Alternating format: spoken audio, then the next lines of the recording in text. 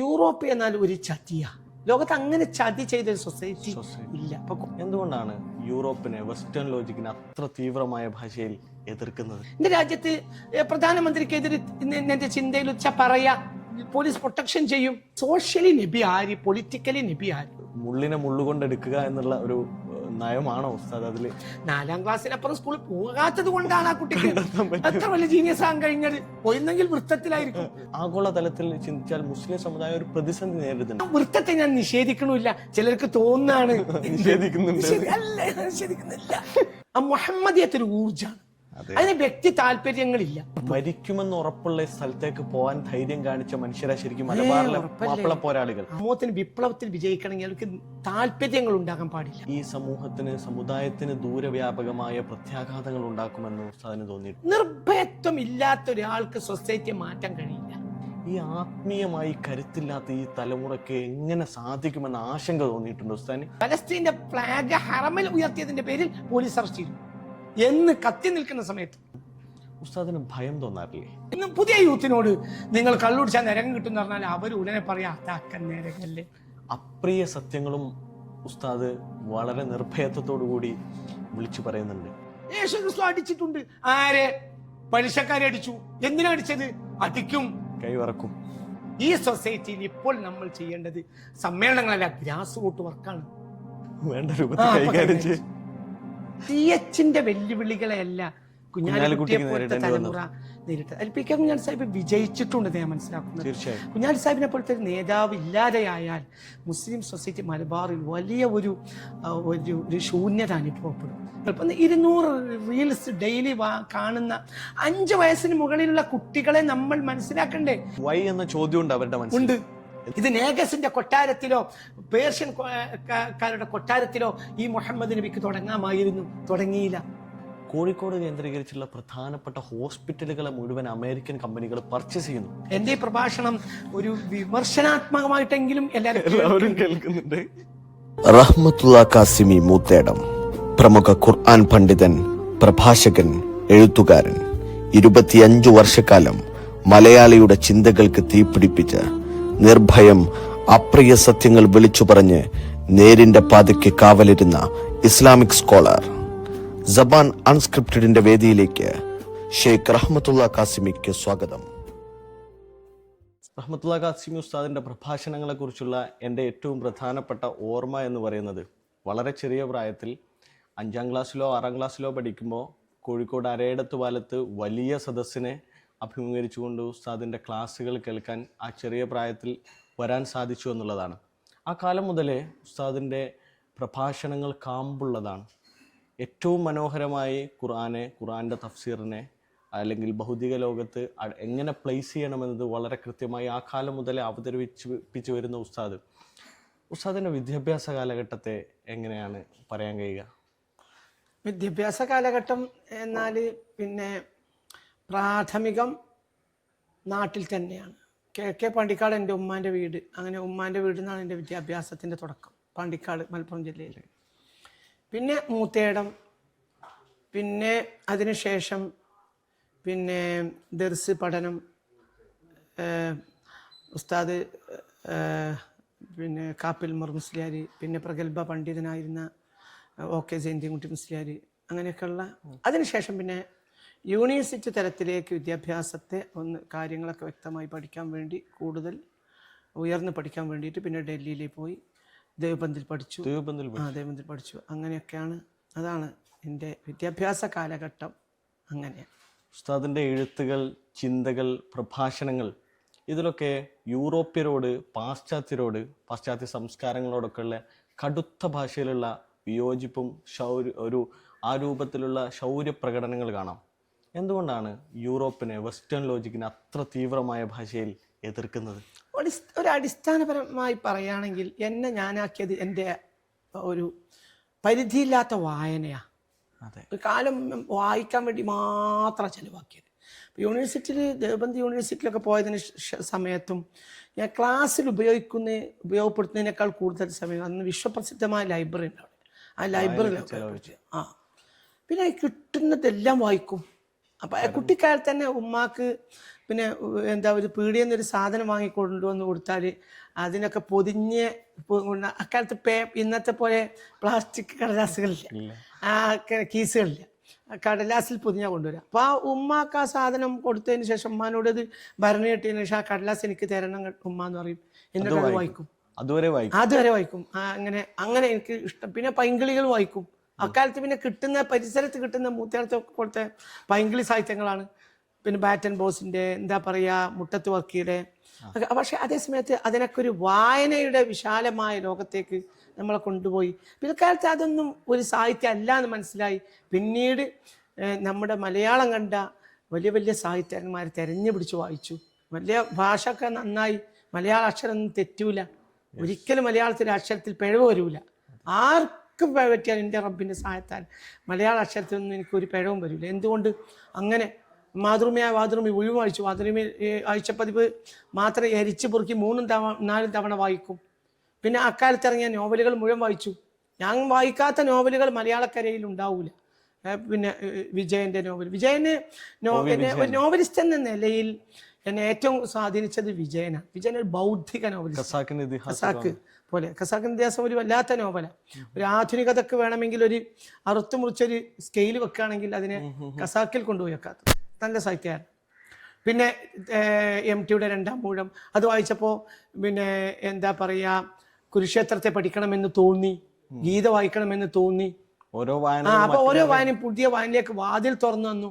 അങ്ങനെ മുഴുവൻ വായിച്ചു. അപ്പോൾ എനിക്ക് ബൈബിൾ പഠിക്കണമെന്ന് തോന്നി. അങ്ങനെ ആ ബൈബിൾ പഴയ നിയമം പുതിയ നിയമം കൊണ്ടു നടന്നു. പല തവണ വായിച്ചു. എപ്പോഴും എൻ്റെ സൂട്ട് കേസിൽ ബൈബിൾ ഉണ്ടാവും. എന്തുകൊണ്ട്? അതൊക്കെ നമ്മളെ തമ്മിൽ വീണ്ടും കാലത്തിൻ്റെ വലിയൊരു ലോകത്തേക്ക് നമ്മളെ കൊണ്ടുപോകും. അപ്പോൾ അങ്ങനെ ഒരു പരിധിയില്ലാതെ വായിച്ചു. അതുമായി ബന്ധപ്പെട്ട ഒരുപാട് കാര്യങ്ങൾ പഠിച്ചു നോക്കുമ്പോൾ പിന്നെ നമ്മൾ എല്ലാ കാര്യങ്ങളും നമ്മൾ വെച്ച് ഒരു ചിന്താപരമായ ഒരു തർക്കം, നമ്മളുടെ ഒരു ആന്തരിക തർക്കം നടത്തും. അതിൽ നിന്നാണ് നമുക്ക് കാര്യങ്ങൾ മനസ്സിലാക്കി കിട്ടുക. അപ്പോൾ സത്യം പറഞ്ഞാൽ യൂറോപ്പ് എന്നാൽ ഒരു ചതിയ. ലോകത്ത് അങ്ങനെ ചതി ചെയ്തൊരു സൊസൈറ്റി ഇല്ല. അപ്പോൾ കോളനൈസേഷൻ എന്ന് പറഞ്ഞാൽ 1498 വാസ്കോ ഡി ഗാമ വരുന്നത്. എന്തിനാണ് അവർ വന്നതെന്ന് പറഞ്ഞാൽ ലക്ഷ്യം ചൂഷണാണ്. അങ്ങനെ ഒരു ജനത ഇല്ല ലോക സമൂഹത്തിൽ, അങ്ങനത്തെ ഒരു ജനത ഇല്ല. രണ്ടാമത്തെ തവണ വലിയ ആതിഥേയത്വ മര്യാദ കാണിച്ച സാമൂതിരിയുടെ അടുത്തേക്ക് പിന്നെ അവർ 2-ാം തവണ വരുന്ന വരവ് എന്ന് പറഞ്ഞാൽ വലിയ ഒരു ക്രൂര മനസ്സോടു കൂടിയാണ്. അതൊരിക്കലും ചെയ്യാൻ പാടില്ല. അതൊരു കഴിയും. ഒരു തവണ സഞ്ചാരിയായി വന്ന് വലിയ ആതിഥേയത്വം, സാമൂതിരിയുടെ ആതിഥേയത്വം സ്വീകരിച്ചു. അവരൊക്കെ ഈ സാമൂതിരിയൊക്കെ വലിയ നല്ല മനസ്സുള്ള ശുദ്ധ ഹിന്ദുവാ. തിരിച്ചു വന്നു. അത് അവർക്ക് കഴിയാതെ യൂറോപ്യൻസിന്റെ കാരുണ്യമൊക്കെ ഫോർമാലിറ്റീസ് മാത്രമാണ്. ഒരിക്കലും അവരുടെ ഉള്ളിൽ കരുണയില്ല. ഏഷ്യക്കാർക്ക് കരുണ പ്രത്യക്ഷത്തിൽ ഇല്ലെങ്കിലും ഏഷ്യക്കാർക്ക് ഫോർമാലിറ്റീസ് ഒന്നും അറിയില്ല, പക്ഷെ ഉള്ളിൽ കരുണ ഉണ്ടാവും. യൂറോപ്യർക്ക് ഫോർമാലിറ്റീസ് നല്ലപോലെ അറിയാം. ഒരു അബദ്ധം പറ്റിയാൽ സോറി എന്ന് പറയും, അങ്ങനെയൊക്കെ ചെയ്യും. പക്ഷെ അതേ സമയത്ത് ഉള്ളിൽ കരുണ ഉണ്ടാവില്ല. അങ്ങനെ ലോകത്തൊരു ജനത, ഒരു വേറിട്ട ജനത. ആ ജനതയോട് അതായത് ഹോമോസാപ്പിയൻസ് പോലും അല്ല അടിസ്ഥാനപരമായി അവർ ഹോമോ എറക്ടസ് ആണ്. അപ്പൊ അവരുടെ രക്തത്തിൽ പോലും വ്യത്യാസമുണ്ട്. അപ്പോൾ കൊക്കേഷ്യൻസ്, അവരുടെ രക്തം ഏഷ്യക്കാരുടെ രക്തമല്ല. കൊക്കേഷ്യൻസിന് എന്ത് നെറികളും ചെയ്യാൻ കഴിയും, എത്ര ക്രൂരതയും ചെയ്യാൻ കഴിയും. അപ്പോൾ യൂറോപ്പ് പോലത്തെ ഒരു ജനത ലോകത്തില്ല. അതിനെ തിരിച്ചറിയുന്നിടത്ത് ഏഷ്യക്കാർക്ക് വൻ അബദ്ധം സംഭവിച്ചു. അതായത് ലോക സമൂഹത്തിനെ, ജനങ്ങളെ മുഴുവൻ ചൂഷണം ചെയ്തൊരു വിഭാഗമായിരുന്നു യൂറോപ്പ്. അതുകൊണ്ടാണ് ഉസ്താദ് തീവ്രമായ ഭാഷയിൽ അതിനെ എതിർക്കുന്നത്. പിന്നെ ഒക്കൽട്ട് കൂടോത്രത്തിന്റെ ജന്മനാട് എന്ന് പറഞ്ഞാൽ അത് യൂറോപ്പാണ്. കൂടോത്രമില്ലാതെ അവർക്ക് മുന്നോട്ട് പോകാനേ കഴിയില്ല. ഒക്കൽട്ടില്ലാത്തവർക്ക് മുന്നോട്ട് പോകാനേ കഴിയൂല. ഞാൻ ഖുർആനിലെ ഒരു ആയത്തിനെ വളരെ ചിന്തിപ്പിച്ചു. വത്തബഉ മാ തത്ലു ശയാത്വീനു അലാ മുൽക്കി സുലൈമാൻ, അൽ-ബഖറ 102. അതായത് ഇസ്രായേലി ജനത പിശാചുക്കളുടെ പിന്നാലെ പോയി. ഈ ആയത്ത് പഠിക്കാൻ വേണ്ടി ഒരു 10 വർഷമെങ്കിലും ഞാൻ എടുത്തിട്ടുണ്ട്. 10 വർഷം എടുത്തിട്ടുണ്ട്. അതിന്റെ റിപ്പോർട്ട് എഴുതി വെച്ചിട്ടുണ്ട്. പക്ഷെ സൊസൈറ്റി അത് സ്വീകരിക്കൂല. അതുകൊണ്ട് ഞാൻ പ്രസിദ്ധീകരിച്ചിട്ടില്ല ഇപ്പോഴും. അതിൻ്റെ ഒരു നേരിയ ഭാഗമാണ് ഇപ്പോൾ പുറത്തിറങ്ങിയ സാത്താൻ്റെ നവലോകക്രമം എന്ന എൻ്റെ പുതിയ പുസ്തകം. അതെല്ലാവരും വായിക്കണം, നിർബന്ധമായിട്ട് വായിക്കണം. വായന പുതിയ കാലത്തുള്ള ആളുകൾക്ക് അതാണ് ആ പുസ്തകം വായിക്കുമ്പോൾ ശരിക്കും മനസ്സിലാവും. അതായത് ഒക്കൽട്ടില്ലാത്തവർക്ക്, കൂടോത്രമില്ലാത്തവർക്ക് ജീവിക്കാനേ കഴിയില്ല, ഒരിക്കലും കഴിയില്ല. പക്ഷെ അതേ സമയത്ത് അവരെന്താ പറയാ, ഞങ്ങൾ പുരോഹിത ജനതയാണ്, ഗവൺമെന്റിന്റെ ജനതയാണ്, പരിഷ്കൃത ജനതയാണ്. ഒരിക്കലുമല്ല, ഒരിക്കലുമല്ല. അവർ പുരോഗമന പ്രത്യയശാസ്ത്രങ്ങളും അവരുടേതാണെന്ന് അവകാശപ്പെടുക എന്നതിനപ്പുറത്തേക്ക് അവിടുത്തെ സയന്റിസ്റ്റുകൾ പോലും കൂടോത്രക്കാരാണ്. സയന്റിസ്റ്റുകൾ പോലും, വലിയ വലിയ സയന്റിസ്റ്റുകൾ മൊത്തം കൂടോത്രക്കാരാണ്. കൂടോത്രമില്ലാതെ അവർക്ക് ജീവിക്കാൻ കഴിയില്ല. ഉസ്താദിന്റെ എഴുത്തുകളിൽ, തിരുദൂതർ പോലുള്ള പുസ്തകങ്ങളിൽ അറബ് സാഹിത്യകാരന്മാരെ, ഇസ്ലാമിക ചിന്തകന്മാരെ ഉദ്ധരിക്കുന്നതിനേക്കാൾ കൂടുതൽ ഹവാർഡ് സർവകലാശാലയിലെ, കാംബ്രിഡ്ജിലെ അമേരിക്കൻ ചിന്തകരെ, ക്രിസ്ത്യാനിറ്റിയുമായി ബന്ധപ്പെട്ട് നിൽക്കുന്ന പുരോഹിതരുടെ എഴുത്തുകൾ, അങ്ങനെയുള്ള പഠനങ്ങളെയാണ് ഏറ്റവും കൂടുതലായിട്ട് ഉദ്ധരിച്ച് കാണുന്നത്. മുള്ളിനെ മുള്ളുകൊണ്ടെടുക്കുക എന്നുള്ള ഒരു നയമാണോ ഉസ്താദ് അതിൽ? രണ്ട് തരം കാരണങ്ങൾ അതിന് മറുപടിയായി പറയാം. കുറച്ച് വിശാലമായ ചോദ്യം നിങ്ങൾ ചോദിച്ചത്. ആദ്യമായി പറയട്ടെ, തിരുദൂതർ പുസ്തകം എല്ലാവരും വായിക്കണം, നിർബന്ധമാണ്. എല്ലാ മുസ്ലിങ്ങളും തിരുദൂതർ പുസ്തകം വായിക്കണം. എനിക്കത് ഇംഗ്ലീഷിലേക്ക് കൊണ്ടുവരണം, അറബിയിലേക്ക് കൊണ്ടുവരണം എന്നൊക്കെ ഉണ്ട്. ഇംഗ്ലീഷ് വേറെ ആളെ കൊണ്ട് ചെയ്യിപ്പിച്ചു, അത് അത്ര ഫ്ലുവൻ്റ് ആയിട്ടില്ല, അതിനൊരു റൂഹില്ലാത്തതുകൊണ്ട് ഞാൻ ആ തർജ്ജമ ഒഴിവാക്കി. ഇനി നമ്മൾ തന്നെ ആളുകളെ നിർത്തി വളരെ ആത്മാർത്ഥമായി ചെയ്യും. റബ്ബെ നമ്മളെ സഹായിക്കട്ടെ, എൻ്റെ ഒരു ആഗ്രഹമാണ്. എനിക്ക് പറയാനുള്ള എല്ലാവരും ആ പുസ്തകം വായിക്കണം. ആ പുസ്തകത്തിൽ പറയുന്ന തോട്ട്സിന് മുമ്പ് സമാനമായ തോട്ട്സ് ലോകത്ത് വന്നിട്ടില്ല എന്നാണ് എൻ്റെ കണ്ടെത്തൽ. ഇതൊരു നിയോഗം പോലെ പടച്ചതമ്പുരാൻ എന്നെ ഏൽപ്പിച്ചതാണ്. അപ്പോൾ അതിന് കാരണം ഞാൻ രാവ് പകരം റബ്ബിനോട് പറഞ്ഞതാ, എവിടെയാണ് ഈ നബി നിൽക്കുന്നത് എന്നത് മനസ്സിലാക്കി തരണം റബ്ബേ. അപ്പം റബ്ബ് ഒരു തൗഫീഖ് തന്നതുമാണ് എനിക്ക്. ഈ നബിയെക്കുറിച്ച് നമ്മളിപ്പോൾ ഈ അടുത്ത കാലഘട്ടത്തിൽ നബിയെക്കുറിച്ച് കേട്ട പാട്ടുകൾ, പ്രസംഗങ്ങളിലൊക്കെ നബിയുടെ കണ്ണ് നല്ലതാണ്, നബിയുടെ ചെവി നല്ലതാണ്, നബിയുടെ സൗന്ദര്യം ഉഷാറാണ്. അതാണോ നമ്മുടെ പുതിയ കാലത്തിന്റെ ചർച്ച? ഇനി നബി സൗന്ദര്യമില്ല ഉള്ള ആളാണ് വസ്തുത. ലോകത്തെ ഏറ്റവും അല്ലാഹു സൗന്ദര്യം നൽകിയ ആളാണ് നബി, സത്യം. പക്ഷെ അതേ സമയത്ത് അത് കിട്ടിയതിൻ്റെ ലാഭമായിട്ടേ മാത്രമേ മനസ്സിലാക്കേണ്ടുള്ളൂ. നബി സൗന്ദര്യമൊന്നും ഇല്ലാത്തവർ വിരൂപനായിരുന്നെങ്കിൽ മുസ്ലിങ്ങൾക്ക് എന്താ നഷ്ടം? നബി വലിയ സുന്ദരനായതുകൊണ്ട് തിയോളജിക്കലി നമുക്ക് എന്താ ലാഭം? അത് മനസ്സിലാക്കാനുള്ള ബുദ്ധി പോലും നമ്മുടെ ആധുനിക സത്യത്തിൽ ഇല്ല, ആർക്കും ഇല്ല. അപ്പം നബി എവിടെ സോഷ്യലി നബി ആര്, പൊളിറ്റിക്കലി നബി ആര്? ഇപ്പം ലോകം മുഴുവനും എക്കാലത്തും നിയന്ത്രിച്ച പൊളിറ്റിക്സാണ്. ഒരു കാലത്ത് രാജാക്കന്മാരെ പൊളിറ്റിക്സ് ആണ്, ഇപ്പോൾ പിന്നെ ജനാധിപത്യ ക്രമങ്ങളുടെ പൊളിറ്റിക്സ് ആണ്. പൊളിറ്റിക്സ് ആണ് എപ്പോഴും. ഇപ്പോൾ ലിയോ ടോൾസ്റ്റോയ് പറഞ്ഞത് രാജാക്കൾ ചരിത്രം സൃഷ്ടിക്കുന്നു എന്ന് പറഞ്ഞാണ് വാർ ആൻഡ് പീസ് തുടങ്ങുന്നത് തന്നെ. അപ്പോൾ അവർക്കത് കഴിയും. അപ്പോൾ എവിടെയാണ് പൊളിറ്റിക്കലി സോഷ്യലി നബി നിൽക്കുന്നതെന്ന് കണ്ടെത്തണം. അതൊരു തപസ്സാണ്. ആ തപസ്സിന് അള്ളാഹു നൽകിയ അനുഗ്രഹമാണ് തിരുദൂതർ. പിന്നെ രണ്ടാമതായി നിങ്ങൾ എന്നോട് ചോദിച്ചു, ആ പുസ്തകം എല്ലാവരും വായിക്കണം, നിർബന്ധം. ഹിന്ദു മുസ്ലിം വ്യത്യാസമില്ലാതെ തിരുദൂതർ നിയോഗം വായിച്ചേ മതിയാകൂ, നിർബന്ധമായി വായിച്ചിരിക്കണം എന്ന് ഞാൻ നിങ്ങളോട് ഒരു അപേക്ഷ. 136-ാമത്തെ പേജിലാണ് അതിൽ റസൂൽ എന്ന് ആദ്യമായി ബംഗാൾ ഭക്ഷ്യക്ഷാമം പറഞ്ഞാൽ നമ്മൾ തുടങ്ങുന്നത്. അതൊരു നിയോഗമാണ്. അതൊന്നും നമ്മൾ നേരത്തെ ഇല്ല. നേരത്തെ എഴുതിയൊരു വേറൊരു കൊല്ലം പിന്നെ തിരിച്ചു മാറ്റിയതാണിത്. 130 ആകെ 300 പേജേ ഉള്ളൂ. ആ പുസ്തകത്തിൽ നമ്മൾ മുഹമ്മദ് എന്ന പേര് കൊണ്ടുവരുന്നത് 136-ാമത്തെ പേജിലാണ്. ഇതിനു മുമ്പ് മുഹമ്മദ് എന്നൊരാൾ ചിത്രത്തിലേ ഇല്ല. മുഹമ്മദ് എന്നൊരാൾ സ്വല്ലല്ലാഹു അലൈഹി വസല്ലം അനിവാര്യമാകുന്നത് എന്തുകൊണ്ട് എന്ന് വായനക്കാരനെ ബോധ്യപ്പെടുത്താനാണ് അതിൽ ശ്രമിച്ചത്. പിന്നെ പിന്നെ ഒന്നും പറയേണ്ടതില്ല. പിന്നെ ലാത്ത ആര്, ഉസ്സ ആര്, എന്തൊക്കെ, ഇതൊന്നും പണ്ഡിതന്മാർ പഠനം നടത്തിയതേ ഇല്ല. ആ പഴയ പണ്ഡിതന്മാരെ കുറ്റം പറയണ്ട. എന്തുകൊണ്ട്? അവർക്കത് ആരാണെന്ന് വിവച്ഛേദിക്കാൻ ഇന്നത്തെ പോലെയുള്ള ടൂൾസ് ലഭ്യമല്ല, കണ്ടന്റ് ലഭ്യമല്ല. ഇന്ന് അങ്ങനെയല്ല. ഇന്നത്തെ പണ്ഡിതന്മാർക്ക് അത് എളുപ്പത്തിൽ കിട്ടും. ഇപ്പം നിങ്ങൾ എന്നോട് പറഞ്ഞല്ലോ, നിങ്ങൾ എൻ്റെ അറബ് ഉദ്ധരിക്കാത്ത പ്രധാനപ്പെട്ട കാരണം അറബ് ലോകത്ത് എന്താ പറയുക, ബൗദ്ധികമായ ചിന്തകന്മാർ 1.25 നൂറ്റാണ്ട് കാലത്തിനിടയിൽ കാര്യമായി ഇല്ല എന്നാണ് എൻ്റെ വിശ്വാസം. ചിന്താശൂന്യത, അനാവശ്യത്തിൽ മാത്രം ശ്രദ്ധിച്ചു. രാജാക്കൾക്ക് കുഴലൂത്ത് നടത്തി. ഒരാൾക്കൊരു നേര് പറയണമെങ്കിൽ ഒന്നാമതായി അയാൾക്ക് വേണ്ടത് വിവേകം, രണ്ടാമത് അയാൾക്ക് വേണ്ടത് ധീരത, മൂന്നാമത് അയാൾക്ക് വേണ്ടത് ത്യാഗം. ഇത് മൂന്നും അറബ് പണ്ഡിതന്മാർക്ക് ഇല്ല. പിന്നെ ചില ആളുകൾക്ക് വന്നിട്ടുണ്ട് ഈ ഇടക്കാലത്തൊക്കെ. പക്ഷെ അവർ വന്നത് അറബ് സമൂഹത്തിന്റെ പരിസരം. ഇപ്പോൾ ഈജിപ്തിലെ അടുത്ത കാലത്തൊക്കെ നല്ല ബുദ്ധിമാന്മാരായ ആളുകളൊക്കെ വന്നിട്ടുണ്ട്. പക്ഷെ പ്രതികൂല സാഹചര്യത്തിലാണ് അവർ നിലകൊണ്ട് ചെയ്യുന്നത് കൊണ്ട് നമ്മെപ്പോലെയുള്ള നേരെ വിളിച്ച് പറയാൻ അവർക്ക് കഴിഞ്ഞില്ല. ഇപ്പൊ ഇന്ത്യൻ സാഹചര്യം നേരെ, ലോകത്തെ ഏറ്റവും നല്ല സ്വർഗം ഇന്ത്യയിൽ ഒരാൾക്ക് എന്ത് കണ്ടെത്തിയാൽ അയാൾക്കത് പറയാം. അങ്ങനെ ഒരു രാജ്യം ലോകത്തില്ല. എനിക്ക് ഈ ലോകത്തെ ഏറ്റവും ഇഷ്ടപ്പെട്ട എൻ്റെ രാജ്യമാണ്. എൻ്റെ രാജ്യത്ത് പ്രധാനമന്ത്രിക്കെതിരെ എൻ്റെ ചിന്തയിൽ വെച്ചാൽ പറയാ, പോലീസ് പ്രൊട്ടക്ഷൻ ചെയ്യും, എന്തും ചെയ്യാം, എന്തു പറയാ, അതൊരു നന്മയാണ്. ഒന്ന്. രണ്ടാമതായി ഞാൻ എന്തുകൊണ്ടാണ് ഹാർവാർഡിനെയും കേംബ്രിഡ്ജിനെയും എന്താ പറയുക, യൂണിവേഴ്സിറ്റി ഓഫ് എന്താ പറയുക ലണ്ടൻ യൂണിവേഴ്സിറ്റി, ജോർജിയൻ യൂണിവേഴ്സിറ്റി, ഇങ്ങനെ തുടങ്ങി നമ്മൾ എന്തുകൊണ്ട് ഓക്സ്ഫോർഡ് ഇതിനൊക്കെ ഉദ്ധരിക്കാനുള്ള കാരണം, ഒന്ന് അവരെ സൊസൈറ്റിക്ക് അറിയാം. വളരെ ഒതന്റിക്കായ വിവരങ്ങളാണ് അവർ പുറത്തു വിടുന്നത് എന്ന ധാരണയും സൊസൈറ്റിക്ക് ഉണ്ട്. അപ്പോ വളരെ ഒതന്റിക്കായ അവരുടെ പുസ്തകങ്ങൾ, ആ പുസ്തകങ്ങൾ അവർക്ക് നിഷേധിക്കാനും കഴിയൂല. എന്തുകൊണ്ട് എപ്പോഴും നമ്മുടെ സൊസൈറ്റി കൊടുക്കുന്നത് അതിനാണ് അവർ പുതിയ സൊസൈറ്റി. നമ്മൾ നിങ്ങൾ ചെരുപ്പിന് ചെരുപ്പായി യൂറോപ്പിനെ പിൻപറ്റുമെന്ന് പുണ്യ റസൂൽ പറഞ്ഞിട്ടുണ്ട്.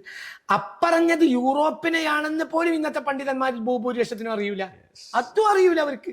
വളരെ ചിന്താ ശൂന്യത മുസ്ലിം പണ്ഡിതരിൽ വന്നുപോയി. ഇനി ഇല്ല എന്ന് പറഞ്ഞിട്ട് കാര്യമല്ല. ഇപ്പൊ ഞാനീ പറയുന്നതിനെ എതിർക്കും കുറെ ആളുകൾ. അതൊന്നും എനിക്ക് പ്രശ്നമുള്ള കാര്യമല്ല. പണ്ഡിതന്മാർ ഒരു തരം വേഷം കെട്ടലുകളായി അധപ്പതിച്ചു. ചിന്താപരമായ ഒരു ബൗദ്ധികത അവരിൽ നിന്ന് നഷ്ടപ്പെട്ടു. ഒരു വൃത്തത്തിനപ്പുറത്തേക്ക് ഇറങ്ങാൻ അവർ തയ്യാറില്ല. വൃത്തത്തിൽ ഒതുങ്ങിയവർക്ക് ഒന്നും കണ്ടെത്താൻ കഴിയില്ല. ഫിസിക്സിലെ ഒരു കുട്ടിക്ക് വലിയ എന്താ പറയാ, വലിയ ഒരു കണ്ടെത്തലിന് കഴിഞ്ഞത് താമരശ്ശേരി, നിങ്ങളുടെ നാട്ടിലാണ് 9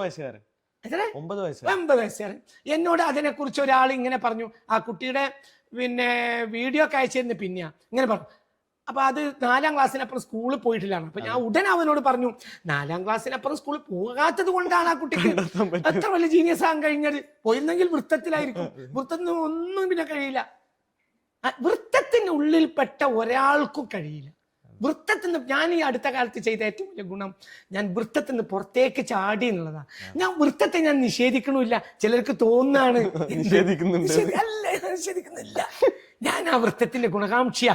പക്ഷെ ആ വൃത്തത്തിൽ നിന്നുകൊണ്ട് എനിക്കിത് പറയാൻ കഴിയില്ല. അപ്പൊ ഞാൻ പറയും, യൂറോപ്പിൽ ആണ് സത്യം, യൂറോപ്പാണ് ശരി എന്നൊരു ധാരണ മുസ്ലിം പണ്ഡിതന്മാർക്ക് വരെ ഈ അടുത്ത കാലത്ത് വന്നിട്ടുണ്ട്. അപ്പൊ ചില വിവരങ്ങൾ അവർ പറഞ്ഞ വളരെ സത്യസന്ധമായ വിവരങ്ങളും ഉണ്ട്. അപ്പൊ ആ ഒതന്റിക്കായ വിവരങ്ങളെ ഞാൻ ഡിപ്പെൻഡ് ചെയ്തു. തീർച്ചയായും. അതുകൊണ്ട് ആ പുസ്തകത്തിനൊന്നും വരി ഒരാൾക്ക് നിഷേധിക്കാൻ കഴിയില്ല. അങ്ങനെ കൃത്യമായി എഴുതി വെച്ചിട്ടുണ്ട്. ഓരോന്നിനും ഇന്ന പേജ് വരെ. ബഹുമാനപ്പെട്ട നമ്മുടെ മഹാനായ അലക്സാണ്ടർ ജേക്ക് സാറിന് ഞാൻ എൻ്റെ പുസ്തകം കൊടുത്തയച്ചിരുന്നു. ആ വലിയ മനുഷ്യൻ, അദ്ദേഹം ഒരു വലിയ മനുഷ്യനാണ്. അദ്ദേഹം ആ പുസ്തകം വായിച്ച് എനിക്ക് വല്ലാത്തൊരു സന്തോഷം കൊണ്ട് റിപ്ലൈ ചെയ്തു. വല്ലാത്ത പുസ്തകമായിട്ടുണ്ട്. ആ പുസ്തകം 100% ശരിയാണ്. അതാണ് യഥാർത്ഥത്തിൽ മുഹമ്മദ് നബി, അതാണ് അവിടെ ആ പ്ലേസ് വൃത്തിയായിട്ടുണ്ട് ആ പുസ്തകം എന്ന് വളരെ സന്തോഷമായി അറിയിച്ചു. മാത്രമല്ല അദ്ദേഹം, ഞാൻ പറഞ്ഞു, എനിക്ക് പിന്നീട് വന്ന മുസ്ലിം കമ്മ്യൂണിറ്റിക്കിടയിലൊക്കെ നടത്തേണ്ട പ്രസംഗങ്ങളിലെല്ലാം ഞാൻ ഈ പുസ്തകത്തെ പ്രൊമോട്ട് ചെയ്ത് സംസാരിച്ചിട്ടുണ്ട് എന്നും അദ്ദേഹം എന്നോട് പറഞ്ഞു. നമ്മളുടെ വിശ്വാസധാരകൾ പരിശോധിച്ചാൽ, അല്ലെങ്കിൽ മലബാറിൻ്റെ ഇന്ത്യയുടെ വിപ്ലവ ചരിത്രങ്ങൾ പരിശോധിച്ചാൽ വിപ്ലവം ഉണ്ടാക്കിയ മനുഷ്യരുണ്ട്. ഇപ്പോൾ മുഹമ്മദ് അലി ജൗഹറിനെ പറയാം. ബർമിഹാം കൊട്ടാരത്തിൽ പോയിട്ട് മുസ്ലിം സമുദായത്തിന് വേണ്ടി മുസ്ലിം സമുദായത്തെ എന്നതിനപ്പുറത്ത് ഇന്ത്യ രാജ്യത്തിന് വേണ്ടി അത്ര ധീരമായി സംസാരിച്ച മറ്റൊരാളെ ചരിത്രത്തെ കാണാൻ കഴിയില്ല, ഒരിക്കലും കഴിയില്ല. ഇപ്പം നമ്മുടെ മലബാറിലേക്ക് സാമൂതിരിയുടെ കഥകൾ വന്നാൽ കുഞ്ഞാലിമരക്കാരന്മാരെ പോലെ മരിക്കുമെന്ന് ഉറപ്പുള്ള സ്ഥലത്തേക്ക് പോകാൻ ധൈര്യം കാണിച്ച മനുഷ്യരാ ശരിക്കും മലബാറിലെ മാപ്പിള പോരാളികൾ, പാലിയംകുന്നത്തിനെ പോലെയുള്ള ആളുകൾ. ആ മനുഷ്യർക്കൊക്കെ അവരുടെയൊക്കെ ധൈര്യത്തിന്റെ പുറകെ പോയി. ഞാൻ മുഹമ്മദ് അലി ജൗഹറിനെ വായിച്ച സമയത്ത് അദ്ദേഹം തന്നെ അദ്ദേഹത്തിന്റെ കഥ പറഞ്ഞു, ഞാൻ എല്ലാ ദിവസവും മദീനയിലേക്ക് സ്വലാത്തിന്റെ പെട്ടികൾ അയക്കുമായിരുന്നു. കുഞ്ഞാലിമരക്കാരന്മാരെ കുറിച്ച് പറയുന്ന സമയത്ത് അവർ ആത്മീയമായി അത്ര കരുത്തുള്ള തരീക്കത്തുള്ള ആളുകളായിരുന്നു. വായനക്കുന്നത്തെ കുഞ്ഞഹമ്മദ് ഹാജിയെ പോലുള്ള ആളുകളൊക്കെ അങ്ങനെ ഒരു വിശ്വാസധാരയിൽ ആത്മീയമായി കരുത്തുള്ളവരായിരുന്നു. ഇപ്പൊ മുസ്ലിം സമുദായം നേരിടുന്ന ഏറ്റവും വലിയ ഒരു ഫാസിസ്റ്റ് വിരുദ്ധ പോരാട്ടമുണ്ട്. അല്ലെങ്കിൽ ആഗോള തലത്തിൽ ചിന്തിച്ചാൽ മുസ്ലിം സമുദായം ഒരു പ്രതിസന്ധി നേരിടുന്നുണ്ട്. പക്ഷെ ഈ പ്രതിസന്ധിനെ അതിജീവിക്കാൻ ഈ ആത്മീയമായി കരുത്തില്ലാത്ത ഈ തലമുറയ്ക്ക് എങ്ങനെ സാധിക്കുമെന്ന് ആശങ്ക തോന്നിയിട്ടുണ്ടോ ഉസ്താദിന്? ഒന്നാമതായി ഞാൻ പറയട്ടെ, ആശങ്ക എന്നല്ല, എനിക്കൊരു ഉറപ്പുണ്ട്. എന്താ ഉറപ്പ്? ഒരിക്കലും നിലവിലുള്ള മുസ്ലിങ്ങൾക്ക് നിലവിലുള്ള പ്രശ്നങ്ങളെ പരിഹരിക്കാനോ അതിനെ അതിജയിക്കാനോ ഒരിക്കലും കഴിയില്ല. ഇമ്പോസിബിൾ. എന്തുകൊണ്ട്? ആ ആത്മീയ ഊർജം മുസ്ലിം പണ്ഡിതന്മാർക്ക് വരെ വലിയൊരു ശതമാനത്തിനും നഷ്ടപ്പെട്ടു. ഉള്ളവരാകട്ടെ സമൂഹത്തിനും മുന്നിലേക്ക് ഇല്ലതാനും അത്തരം ആളുകളെ സൊസൈറ്റിയോട് സ്വീകരിക്കൂ. അതെ. ഒരു ഈ സമരത്തിൽ, അതായത് ഉദാഹരണം മുഹമ്മദ് ജൗഹർ നടത്തിയ ആ ഒരു ധീരം, അതൊരു ധീരത, അത് മുഹമ്മദിയത്താണ്. അതെ. ആ മുഹമ്മദിയത്ത് ഒരു ഊർജാണ്. അതിന് വ്യക്തി താല്പര്യങ്ങളില്ല, സൊസൈറ്റി താല്പര്യവും ഇല്ല, ഒരു താല്പര്യവും ഇല്ല. ഒരു സമൂഹത്തിന് വിപ്ലവത്തിൽ വിജയിക്കണമെങ്കിൽ അവർക്ക് താല്പര്യങ്ങൾ ഉണ്ടാകാൻ പാടില്ല. താല്പര്യങ്ങൾ ഉണ്ടായിപ്പോയാൽ പരാജയപ്പെടും എവിടെയും. വിപ്ലവങ്ങൾ എന്ന് പറഞ്ഞാൽ നേരിന്റെ ഒരു ആന്തോളന, നേര് സമൂഹത്തിൽ അങ്ങനെ ജ്വലിച്ചു നിൽക്കുമ്പോൾ അതിനാൽ ഉണ്ടായിത്തീരുന്നതാണ് വിപ്ലവങ്ങൾ. അതിന് അടിസ്ഥാന ഊർജം എന്ന് പറഞ്ഞാൽ ഒരു സിമ്പൽ അവരെ മുന്നിൽ ഉണ്ടായിരിക്കണം. ആ സിമ്പലാണ് മുഹമ്മദിയത്ത്. അവരെ ഉള്ളിൽ കയറും. പിന്നെ അവർക്കത് തിന്മയെ നോക്കി നിൽക്കാൻ ഒരിക്കലും കഴിയില്ല, ഒരിക്കലും കഴിയില്ല. അവർക്ക് എന്ത് നഷ്ടപ്പെട്ടാൽ നഷ്ടം എന്നത് ഇല്ല. ഒരു തരം നിർഭയത്വം അവർക്ക് അതിൽ വരും. ഞാൻ നിങ്ങളോട് പറഞ്ഞല്ലോ, നിർഭയത്വം ഇല്ലാത്ത ഒരാൾക്ക് സൊസൈറ്റിയെ മാറ്റാൻ കഴിയില്ല. ഒരിക്കലും കഴിയില്ല. നഷ്ടപ്പെട്ടോട്ടെ. എന്താ നഷ്ടപ്പെട്ടാൽ? നഷ്ടമില്ല. നമുക്ക് ലാഭമോ അല്ല, നഷ്ടമോ അല്ല. അപ്പൊ ഞാൻ ഒരു പുസ്തകം എഴുതി, നിങ്ങളെല്ലാവരും എന്നെ പ്രശംസിച്ചു, എനിക്കെന്താ ലാഭം? അതൊക്കെ ഞാൻ മണ്ണടിഞ്ഞു വന്ന് തീരുന്ന കാര്യങ്ങൾ. നിങ്ങളെല്ലാവരും എന്നെ വിമർശിച്ചു, എനിക്ക് നഷ്ടം ഒന്നുമില്ല. അതേ സമയത്ത് അവന് ഇതിനപ്പുറം ഒരു ലോകത്തെ വിശ്വസിക്കുക. ആ വിശ്വസിക്കുക എന്ന് പറഞ്ഞാൽ അതിനൊരു ആധാരത്തെ അവൻ മുന്നിൽ നിർത്തുക. ആ ആധാരമാണ് മുഹമ്മദ് നബി. ഇപ്പൊ കുഞ്ഞാലി മരക്കാന്മാർ, അവസാനത്തെ കുഞ്ഞാലി നാലാമനെ കൊല്ലാനുള്ള ഉപകരണം കുഞ്ഞാലി നാലാമന്റെ മുന്നിൽ വെച്ച് ഉണ്ടാക്കിയിട്ട് ബ്രിട്ടീഷുകാർ വന്ന് ഓരോ ദിവസം ചോദിക്കുക, ഈ ഉപകരണം ഉണ്ടാക്കുന്നത് നിങ്ങളെ വധിക്കാൻ വേണ്ടിയാണ്. അപ്പൊ അദ്ദേഹത്തിന്റെ മനസ്സ് മാറ്റാനാണ് ഉണ്ടാക്കുന്നത്, അതിനെ മൂർച്ചപ്പെടുത്തുന്നത്. എന്നെ കൊല്ലാനാണ് ഇത് ഉണ്ടാക്കുന്നത്. അയാളെ മാനസികമായി മാറ്റിയ, ദുർബലപ്പെടുത്തുക, അത് അവരുടെ ലക്ഷ്യം. അയാൾ മാറിയില്ല. എന്തുകൊണ്ട്? അയാൾ ഒരു മുഹമ്മദിയ സരണിയിൽ, അയാൾ ഖാദിരി ത്വരീഖത്തുകാരനാണ്. ത്വരീഖത്തുകാരതുകൊണ്ട് കാര്യമല്ല, അതിന്റെ അടിത്തറയിലേക്ക് പോകണം. ആ അടിത്തറയാണ് മുഹമ്മദിയത്ത്.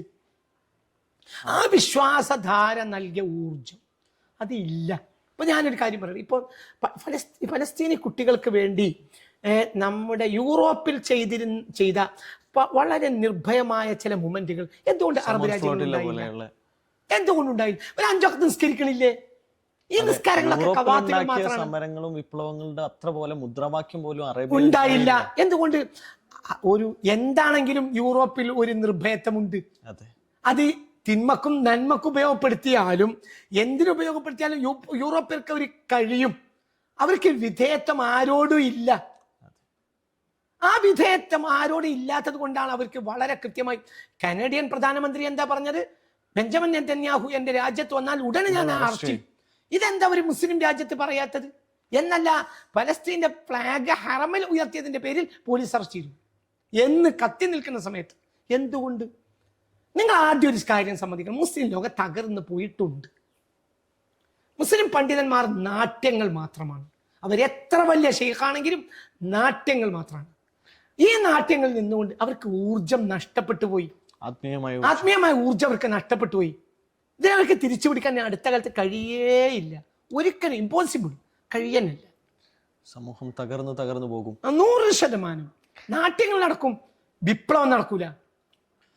നമ്മൾ വിശ്വാസധാരകൾ അല്ലെങ്കിൽ ഇസ്ലാം സമുദായം ഏറ്റവും അനിവാര്യമായി ചേർന്ന് നിൽക്കൽ, ഭിന്നിച്ചു പോകാതെ ഒന്നിച്ചു നിൽക്കൽ അനിവാര്യമായ സമയത്ത് ഏറ്റവും തീവ്രമായ ഭാഷയിൽ, ഏറ്റവും കടുത്ത ഭാഷയിൽ വഹാബി പ്രസ്ഥാനങ്ങളെ, സലഫി പ്രസ്ഥാനങ്ങളെ എതിർക്കുന്ന ഒരാളാണ് ഉസ്താദിന്റെ പ്രഭാഷണങ്ങളെ എഴുത്തുകൾ.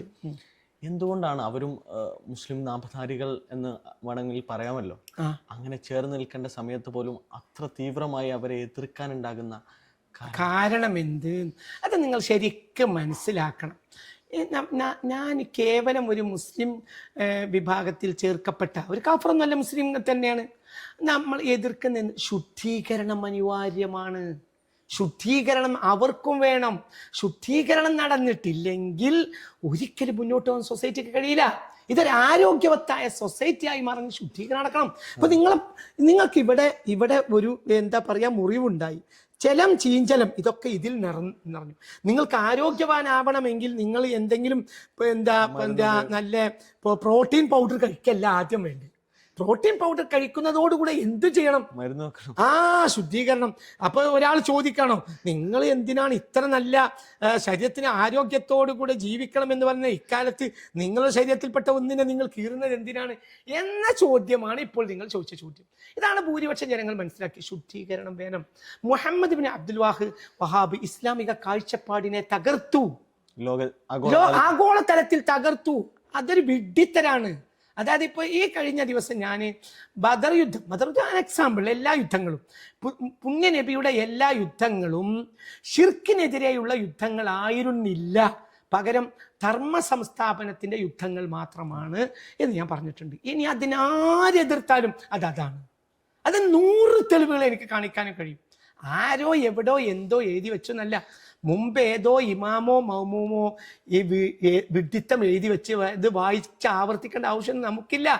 നമ്മളൊരു സൊസൈറ്റി യഥാർത്ഥത്തിൽ ഇന്ന് നമുക്കത് മനസ്സിലാക്കാൻ കഴിയും.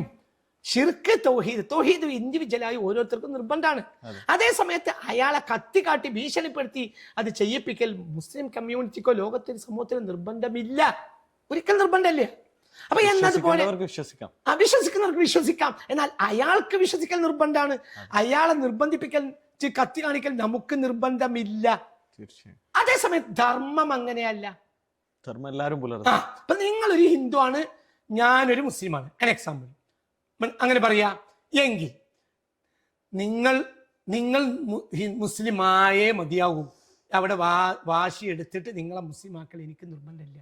അതേ സമയത്ത് ഒരു മുസ്ലിം നിങ്ങളെ അടിക്കാൻ വന്നു, അകാരണമായി ദ്രോഹിക്കാണ്. അവിടെ എണീറ്റിട്ട് ഒരു ഹിന്ദു, അവന്റെ പേര് മാധവൻ എന്നാ, അടിക്കാൻ വന്നവന്റെ പേര് മുസ്ലിം ആയ മുഹമ്മദ് എന്ന്. അപ്പോൾ നീ ഒരു യഥാർത്ഥ മുസ്ലിം ആണെങ്കിൽ നീ എന്താ പറയാ? അടിക്കാൻ കാണാൻ ഞാൻ നോക്കട്ടെ, എന്ത് അത് ധർമ്മാണ്. നിങ്ങൾ സ്വതന്ത്രമായി നിങ്ങൾ ഹിന്ദുയിസത്തിന് വേണ്ടി വാദിക്കാണ്, അല്ലെങ്കിൽ നിങ്ങൾ ഷിർക്കിന് വേണ്ടി വാദിക്കാണ്. അപ്പോൾ നിങ്ങൾ നിർഭയനായിരിക്കേണ്ടത് എന്റെ ഉത്തരവാദിത്തമാണ്. നിങ്ങൾ മുസ്ലിമാന്റെ ഉത്തരവാദിത്തമല്ല. നിങ്ങൾ സ്വാതന്ത്ര്യം സ്വതന്ത്രമായി ജനങ്ങൾ ജീവിക്കുന്നതിന് മക്ക ഖുറൈശ് എതിരായി. നിങ്ങൾ മുസ്ലിം ആവുന്നവർ മുസ്ലിം ആയിക്കോളൂ, ഞങ്ങൾ ഇങ്ങനെയാണ്, ഒരു പ്രശ്നവും ഉണ്ടാവില്ല, ഒരു യുദ്ധം ഉണ്ടാവില്ല. മുസ്ലിമായ ആളുകളെ എതിർക്കാൻ പോയ സമയത്താണ് യുദ്ധം. അത് എതിർക്കാൻ പറഞ്ഞാൽ ഒരു സത്യമാർഗത്തെ അവലംബിച്ച് മുന്നോട്ട് പോകാൻ സമ്മതിക്കൂല, അത് അധർമ്മാണ്. ജെറൂസലേം ദേവാലയത്തിൽ പലിശക്ക് കൊടുത്തിരുന്നവരെ യേശു ക്രിസ്തു അടിച്ചു, ചാട്ടവാറിട്ട് അടിച്ചു. ഏതെങ്കിലും ഒരു ക്രിസ്ത്യാനി അല്ലാത്ത ഒരു ജൂതനായി എന്നതിന്റെ പേരിൽ യേശു ക്രിസ്തു എവിടെ അടിച്ച്? മറ്റു ചരിത്രം കാണിക്കാൻ കഴിയില്ല. യേശു ക്രിസ്തു അടിച്ചിട്ടുണ്ട്. ആരെ? പലിശക്കാരെ അടിച്ചു. എന്തിനാ അടിച്ചത്? അടിക്കും, സാധുക്കളെ കൊല്ലാണ് ഇവര്. അത് അധർമ്മാണ്. മറ്റേ ശിർക്ക് അത് അവന്റെ താല്പര്യമാണ്, പക്ഷെ തെറ്റല്ലേ? തെറ്റാണ്. അതേ സമയത്ത് അതിന്റെ പേരിൽ അവന്റെ വിശ്വാസ സ്വാതന്ത്ര്യമാണത്. ഇത് മനസ്സിലാക്കുന്നത് പിഴവാണ്. ഇതാദ്യമായി തൗഹീദിന്റെ പേരിൽ നാട്ടുകാരെ ആദ്യമായി ആയുധം കൊണ്ട് ഇസ്ലാമിന്റെ മുഖം മാറ്റിയാൽ മുഹമ്മദ് ബിൻ അബ്ദുൽ വഹാബാണ്. അതുകൊണ്ട് ഞാൻ അത് തിരുത്താണ്. കേവലം മുസ്ലിയാക്കന്മാരെ പ്രശ്നമല്ല എന്റെ പ്രശ്നം ഇസ്ലാമിന്റെ സുന്ദരമായ മുഖത്തെ വികൃതമാക്കാൻ കാരണമായി അതിന്റെ ബൈ പ്രോഡക്റ്റ് ആണ് ISIS. മുഹമ്മദ് ബിൻ അബ്ദുൽ വഹാബിന്റെ വിശ്വാസധാരയുടെ ഏറ്റവും അടിസ്ഥാന ഗ്രന്ഥം കിതാബ് തൗഹീദാണ്. ISIS ഏതൊക്കെ നാടുകളിൽ കയറിയോ അവർ വിതരണം ചെയ്ത പുസ്തകം മുഹമ്മദ് ബിൻ അബ്ദുൽ വഹാബിന്റെ കിതാബ് തൗഹീദാണ്. ടെററിസം ഇത് മനുഷ്യരാശിക്ക് മുഴുവൻ നാശം ഉണ്ടാക്കും. ടെററിസം ഇതാണ് ഈ ടെററിസത്തിന് ഇസ്ലാം ഉയർത്തുന്ന ധാർമ്മിക സമരങ്ങൾക്ക് അല്ലെങ്കിൽ ധാർമ്മികതയ്ക്ക് വഹാബിസം പൂർണ്ണാർത്ഥത്തിൽ ലോകത്തെതിരാണ്. അതുകൊണ്ടാണ് ആത്യന്തികമായി ചിന്താപരമായ പാളിച്ചയാണ്, തെറ്റാണ്. അതുകൊണ്ടാണ് നമ്മൾ ഏറ്റവും തീവ്രമായി നമ്മൾക്കുള്ളിലുള്ള ശുദ്ധീകരണം. അവർ നന്നായി അവർക്ക് നന്നു, ഞാൻ അവരെ നന്നാവണം എന്നാണ് എൻ്റെ ആഗ്രഹം. നമ്മൾ ചരിത്രത്തിൻ്റെ പിന്നാമ്പുറങ്ങളിലുള്ള ഏറ്റവും ഗാഢമായ പഠനങ്ങളും അപ്രിയ സത്യങ്ങളും ഉസ്താദ് വളരെ നിർഭയത്വത്തോടു കൂടി വിളിച്ചു പറയുന്നുണ്ട്. ഈ സമൂഹം അതിനെ പല രൂപത്തിലെടുക്കുന്നു. സമൂഹത്തിൽ നിന്ന് കല്ലേറുകൾ ഏൽക്കേണ്ടി വരുന്നു, കുത്തുവാക്കുകൾ ഏൽക്കേണ്ടി വരുന്നു. ഉസ്താദിന് ഭയം തോന്നാറില്ലേ? ഇല്ല, ഒന്നും ഭയം തോന്നാറില്ല. ഭയം തോന്നാറില്ലേ? ഭയം തോന്നാറില്ല. എന്തുകൊണ്ട്? ഡോക്ടർക്ക് ഭയം തോന്നാൽ ഓപ്പറേഷൻ പിഴക്കും, കൈവറക്കും. അത് രോഗിയുടെ മരണത്തിന് കാരണമാവും. രോഗി മരിക്കണമെങ്കിൽ, മരിക്കാതെ രോഗി ആരോഗ്യവാനായി തിരിച്ച് ജീവിക്കണമെങ്കിൽ അയാൾ ഡോക്ടർക്ക് ഭയമേ ഉണ്ടാകാൻ പാടില്ല. ഭയം ഉണ്ടായാൽ കൈവറക്കും. ഒരു 10, 25, 50 ഓപ്പറേഷൻ കണ്ടിട്ട് ഒരു എന്താ പറയാ സഹായിയായ ഡോക്ടറുടെ കയ്യിൽ യഥാർത്ഥ സർജൻ കത്തി കൊടുക്കുള്ളൂ. എന്നോട് ഇതുവരെ കണ്ട് അവനത് തഴമ്പാവണം. അപ്പൊ എന്നതുപോലെ ഒരു ചിന്തകൻ എന്ന് പറയുന്ന ആൾ സൊസൈറ്റിയുടെ ഡോക്ടറാണ്. അനസ്തേഷ്യ കൊടുക്കുന്നത് ഡോക്ടറാണ്, സൊസൈറ്റിയെ ചികിത്സിക്കുന്ന ഡോക്ടറാണ്. വ്യക്തിയെ നമുക്ക് അനസ്തേഷ്യ കൊടുക്കാം, സൊസൈറ്റി അനസ്തേഷ്യ കൊടുക്കാൻ മാർഗമില്ല. വ്യക്തി അനസ്തേഷ്യ കൊടുത്താൽ എന്താവും? സുഖമായിട്ട് ഡോക്ടർക്ക് കീറി മുറിക്ക, തുന്നിക്കെട്ട ഒന്നും ചെയ്യൂല, അവൻ അങ്ങനെ കിടന്നു തരും. അനസ്തേഷ്യ കൊടുത്തില്ലെങ്കിലോ ചവിട്ടും. ആദ്യത്തെ ചവിട്ട് ഡോക്ടറെ നാഭിക്ക് തന്നെ കിട്ടും. അപ്പൊ ഞാൻ സൊസൈറ്റിയെ അനസ്തേഷ്യ കൊടുക്കാൻ വഴിയില്ലാത്തതുകൊണ്ട് നമുക്ക് ചവിട്ട് നാഭിക്ക് കിട്ടിക്കൊണ്ടേയിരിക്കും. നമ്മൾ വീണ്ടും ഓപ്പറേഷൻ ചെയ്തുകൊണ്ട് മുന്നോട്ട് പോകും. ഞാൻ പറയുന്നിടത്ത് ജനങ്ങൾ എത്തും.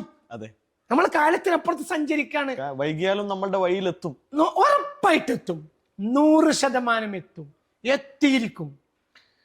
രാഷ്ട്രീയ നേതൃത്വത്തിന് ഇപ്പോൾ വർത്തമാന കാലത്തിന്റെ മലബാർ എടുത്താൽ, നാടെടുത്താൽ, രാഷ്ട്രീയ നേതൃത്വത്തിന്റെ ആത്മീയമായ അല്ലെങ്കിൽ സാമുദായിക രാഷ്ട്രീയത്തിന്റെ ആത്മീയമായ കരുത്തില്ലായ്മ, അതേപോലെ തന്നെ അപകടമാണ് ആത്മീയ നേതൃത്വത്തിന്റെ പ്രകടനപരത. ഇത് രണ്ടും ഈ സമൂഹത്തിന്, സമുദായത്തിന് ദൂരവ്യാപകമായ പ്രത്യാഘാതങ്ങൾ ഉണ്ടാക്കുമെന്ന് ഉസ്താദിന് തോന്നിയിട്ടുണ്ടോ? 100%.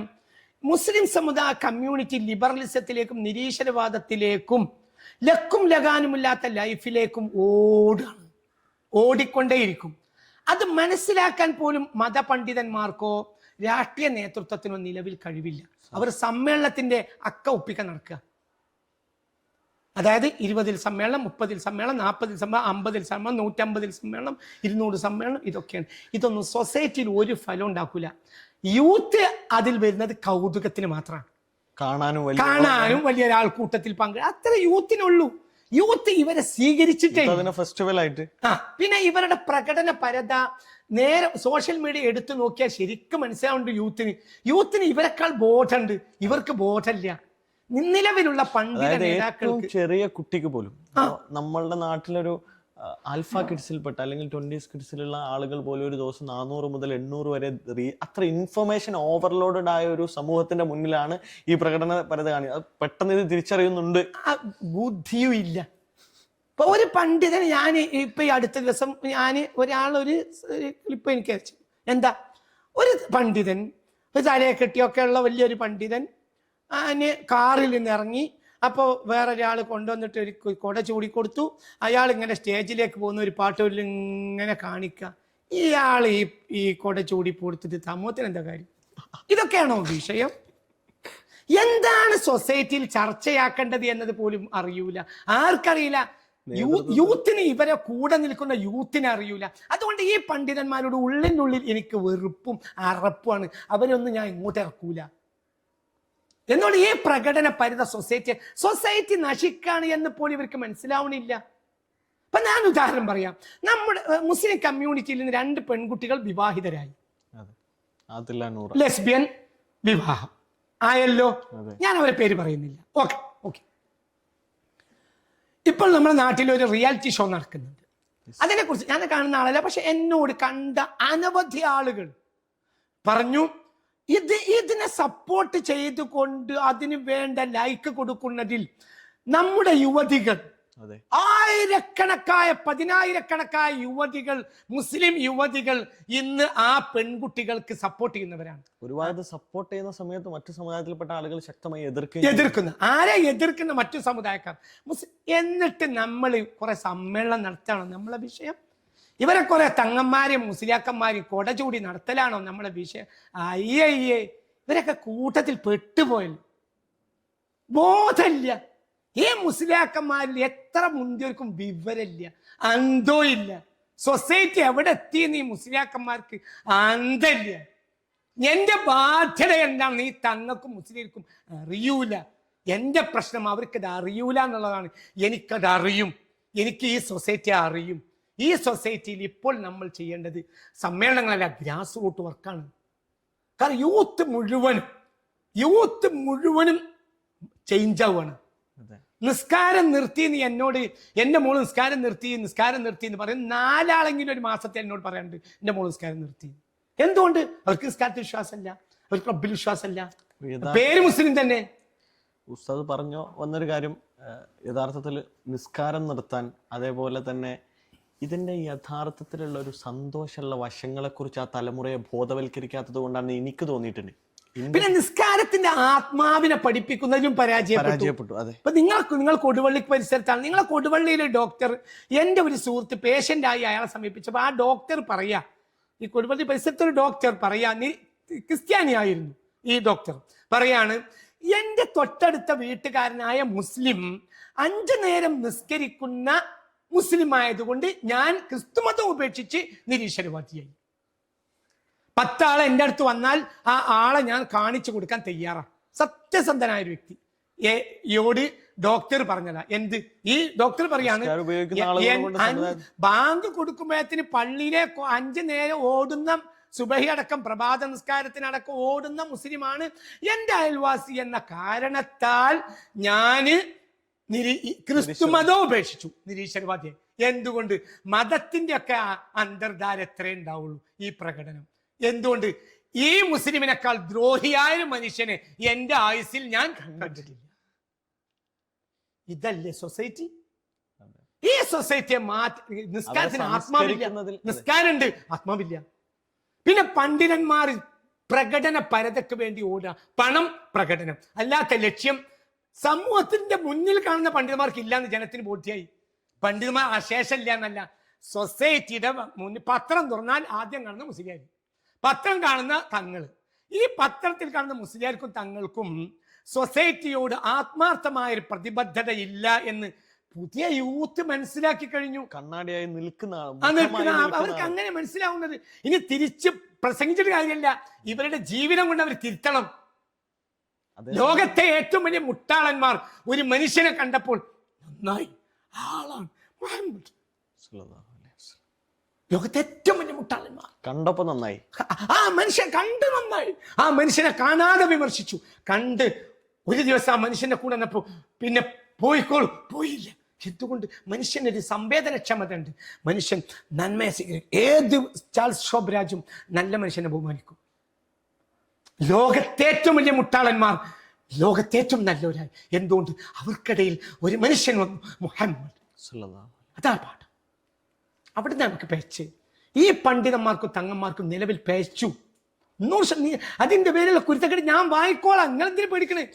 കുരുത്തക്കേട് ഞാൻ വാങ്ങാം. പണ്ഡിതന്മാരും മുസ്ലിയാക്കന്മാരും തങ്ങന്മാരും വിമർശിച്ചു, അയാൾ കൂടെ കുരുത്തക്കേടല്ലേ, അക്കുരുത്തക്കേട് ഞാൻ വാങ്ങിക്കോളടോ, എന്നെ പേടിക്കണേ? ആ ദൗത്യത്തെ അല്ലെങ്കിൽ മാതൃകയാകുന്നിടത്ത് പേച്ചു എന്നല്ലോ അവിടെ പേച്ചു. അതായത് അവർക്ക് റോൾ മോഡൽ അല്ല. അതായത് സമൂഹത്തിന്റെ ഉന്നതിയിൽ നിൽക്കുന്ന ആളുകൾ അങ്ങനെ. അതേസമയത്ത് ഒരു മതമില്ലാത്ത, ഒരു മതമൊന്നുമില്ലാത്ത ഒരു അധ്യാപകൻ, ആ അധ്യാപകന്റെ ആത്മാർത്ഥതയെ അവർക്ക് വലിയ ബഹുമാനം തോന്നി. മതമുള്ളവന്റെ നല്ല മനുഷ്യനായിരിക്കും. ഇവിടെ സത്യത്തിൽ പിശാച് വരെ ചതിച്ചതാണ്. ഈ സത്യ സ്വഭാവം, സൽസ്വഭാവം ആർക്കാ വേണ്ട? ഏറ്റവും മഹത്തായ സ്വഭാവം, ഏറ്റവും വലിയ നിസ്കാരം എന്നല്ല, ഏറ്റവും വലിയ നോമ്പ് എന്നല്ല നബിയെ പറ്റി പറഞ്ഞു. പിന്നെന്താ പറഞ്ഞു? ഏറ്റവും സ്വഭാവം, വല്ലാത്തൊരു സ്വഭാവം. അങ്ങനെ സ്വഭാവം നന്നാക്കിയെടുക്കാൻ മനുഷ്യന് കഴിയൂല. അത്രയും നല്ല സ്വഭാവം. ആ മനുഷ്യനെ കണ്ടപ്പോൾ ജനം കൊണ്ട് ഒഴുകി അള്ളാഹുലേക്ക്. സൊസൈറ്റി പലപ്പോഴും ഈ നേതാക്കളെ കാണുന്നത് വലിയ വലിയ കോർപ്പറേറ്റുകളുടെ സദ്യയിലാണ്. അതെ, തീർച്ചയായും. അവിടെയാ പ്രശ്നം. ലോകത്തെ ഏറ്റവും വലിയ ഒരു മിസ്കീന്റെ അനുയായികൾ എന്ന് പറഞ്ഞ് നടക്കുന്ന നേതാക്കളെ കാണുന്നത് വലിയ കോർപ്പറേറ്റുകളുടെ സദ്യയിലും കോർപ്പറേറ്റുകളുടെ വാഹനങ്ങളിലുമാണ് ഈ പണ്ഡിതന്മാരെയും തങ്ങന്മാരെയും ജനങ്ങൾ കാണുന്നത്. അവരെ യൂത്ത് സ്വീകരിക്കൂല. ഇവർക്ക് പണം ഉണ്ടാവുന്നതിന് ഞാൻ എതിരല്ല. ആർക്കും പണം ഉണ്ടാവാ, പണമല്ല പ്രശ്നം. ഈ കോർപ്പറേറ്റുകളുടെ കൂട്ടത്തിലാണ് കാണുന്നത്. കോർപ്പറേറ്റുകളെ പ്രശംസിക്കുന്ന നാവാണ് കേൾക്കുന്നത്. അത് എത്ര ചീത്തയായ നാവാണ്. അല്ലാഹുമ്മ ഹബീബായ നബി സല്ലല്ലാഹു അലൈഹി വസല്ലം കാന യുഹിബ്ബുൽ മസാകീൻ, മിസ്കീന്മാരെ ഇഷ്ടപ്പെട്ട നേതാവാണ്. ഇന്നല്ലാഹുമ്മ അഹീനി മിസ്കീനൻ വഅമിത്നി മിസ്കീനൻ വഹ്ശുർനി ഫീ സുംറത്തിൽ മസാകീൻ. അല്ലാഹുവേ, എന്നെ മിസ്കീനായി ജീവിപ്പിച്ച് മിസ്കീനായി മരിപ്പിച്ച് അന്ത്യനാളിൽ എന്നെ മിസ്കീന്മാരുടെ കൂട്ടത്തിലാക്കണം നിന്റെ മുന്നിൽ വരേണ്ടത്. ഇങ്ങനെ പ്രാർത്ഥിച്ച ആ നേതാവിന്റെ അനുയായികളെ സമൂഹം കാണുന്നത് കോർപ്പറേറ്റുകളുടെ യോഗത്തിലാണ്. വലിയ വലിയ കോർപ്പറേറ്റുകളുടെ കൂടെ അവരിയ്ക്കുന്നതാണ്. അത് സൊസൈറ്റിക്ക് ഉൾക്കൊള്ളാൻ കഴിയുന്ന യൂത്തിന് അത് ഉൾക്കൊള്ളാൻ കഴിയൂല. ഇവർക്ക് പിഴച്ചുപോയി. ഇവർ വിചാരിക്കുന്നത് വലിയ വലിയ മേലങ്കികൾ അണിഞ്ഞിട്ട് വലിയ വലിയ കോർപ്പറേറ്റുകളുടെ കൂടെ ഇരിക്കുമ്പോൾ ജനങ്ങൾ ഇവരെ ബഹുമാനിക്കുന്നതാണ്. പോയി പണി നോക്കി ജനം. ഈ സമുദായത്തിന് പിന്നെ ഉസ്താദ് പറഞ്ഞ പോലെ അറിവ് നൽകുന്നിടത്ത്, പഠിപ്പിക്കുന്നിടത്ത്, ഇപ്പോൾ ആത്മീയമായ വിദ്യാഭ്യാസം നൽകുന്നിടത്ത്, റസൂലിനെ പഠിപ്പിക്കുന്നിടത്ത് വലിയ തരത്തിലുള്ള വീഴ്ച ഉണ്ടായെന്ന് പറഞ്ഞു. ഇപ്പോൾ പുതിയ കാലത്ത് അള്ളാഹുവിനെ പുതിയ തലമുറയോട് പരിചയപ്പെടുത്തുന്നതിൽ ഇപ്പം ഞങ്ങളൊക്കെ പഠിച്ചു വന്നൊരു ധാര, അല്ലെങ്കിൽ ഇൻസ്റ്റാഗ്രാം പ്രൊഫൈലുകളിൽ പുതിയ തലമുറ അള്ളാഹുവിനെ കുറിച്ചുള്ള ഏറ്റവും ട്രെൻഡായ 1-2 വീഡിയോസിൽ കുഞ്ഞുങ്ങൾ വന്നിട്ട് പറയാണ്, ഇൻ്റെ പഠിച്ചോൻ പാവാണ്, ഇൻ്റെ പഠിച്ചോൻ പാവാണ്. ഏറ്റവും അള്ളാഹുവിനെ ചേർത്ത് നിർത്തുന്ന തരത്തിലേക്ക് ചെറിയ കുട്ടികൾ റീൽസ് ഇടുന്ന തരത്തിലേക്ക് ഒരു തലമുറ അള്ളാഹുവിനെ സ്നേഹനിധിയായി സ്വീകരിക്കാൻ തയ്യാറായ ഒരു തലമുറ. പക്ഷേ ആ തലമുറയിലേക്ക് അള്ളാഹുവിനെ പ്ലേസ് ചെയ്തത് അള്ളാഹു നരകം തരുന്നവനാണ്, അള്ളാഹു ഭീകരനാണ്. ഇസ്ലാമോഫോബിയയുടെ അല്ലെങ്കിൽ ആഗോള തലത്തിൽ വിശ്വാസത്തിന്റെ ശത്രുക്കളുടെ അല്ലെങ്കിൽ ഭൗതികവാദികളുടെ മതനിരാസികളുടെ ഏറ്റവും പ്രധാനപ്പെട്ട ദൗത്യം എന്ന് പറയുന്നത് അള്ളാഹു ഭീകരനാണ് ചിത്രീകരിക്കുക. അതിന് കൊട പിടിക്കുന്ന രീതിയിലല്ലേ ശരിക്കും നമ്മുടെ പണ്ഡിതരുണ്ടാവുന്നത്. ഒരു പുതിയ തലമുറയോട്, അല്ലെങ്കിൽ പഴയ തലമുറയിൽ നിന്ന് വ്യത്യസ്തമായി ഞങ്ങളുടെ തലമുറ എന്ന് പറയുന്നത് പുതിയ തലമുറയിൽ വലിയ ഓളങ്ങൾക്കപ്പുറത്ത് 1-to-1 സിറ്റിങ്ങളുടെ കാതുകോർപ്പിച്ച് കേട്ടിരിക്കുന്ന ആളുകൾ.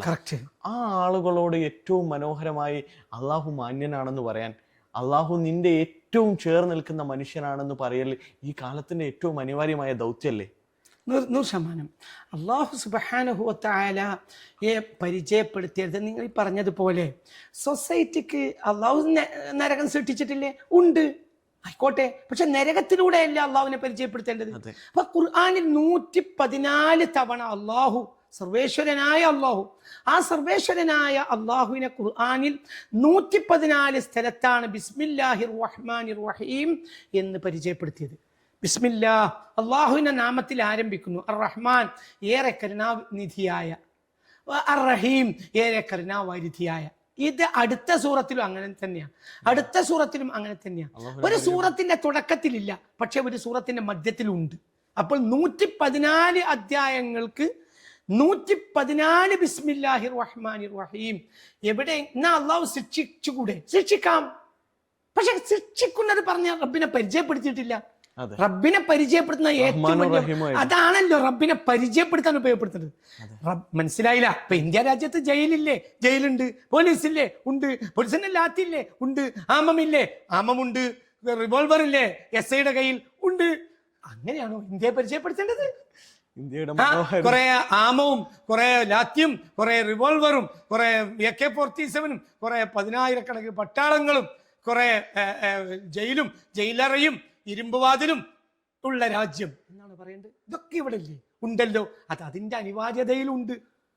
പക്ഷേ ഇന്ത്യ എന്ന് പറഞ്ഞാൽ നമ്മൾ എന്താ? ലോകത്തെ ഏറ്റവും സംസ്കാരമുള്ള രാജ്യം, ലോകത്തെ ഏറ്റവും വലിയ ആതിഥേയത്വത്തിന് ലോകത്തെ കേളികേട്ട രാജ്യം, ആരെയും സ്വീകരിച്ച രാജ്യം, നന്മയുടെ വിശാലമായ രാജ്യം, സ്നേഹത്തിന്റെ പ്രതീസയായ രാജ്യം. അങ്ങനെയാണല്ലോ അല്ലേ നമ്മൾ സ്വയം പരിചയപ്പെടുത്തുന്നതും അങ്ങനെയാണ്. അങ്ങനെയാണ് താനും. ഈ ലോകത്ത് ആരെന്ത് പറഞ്ഞാലും എൻ്റെ രാജ്യം ക്രൂരമാണെന്ന് പറഞ്ഞാൽ ഞാൻ സമ്മതിക്കില്ല. എൻ്റെ രാജ്യം പോലെ ഒരു നല്ല രാജ്യം ലോകത്തില്ല. അപ്പൊ അള്ളാഹു, നീ സർവേശ്വരനായ അള്ളാഹു അവൻ തന്നെ പഠിപ്പിച്ചു, എന്നെ കരുണ കൊണ്ട് പരിചയപ്പെടുത്തണം.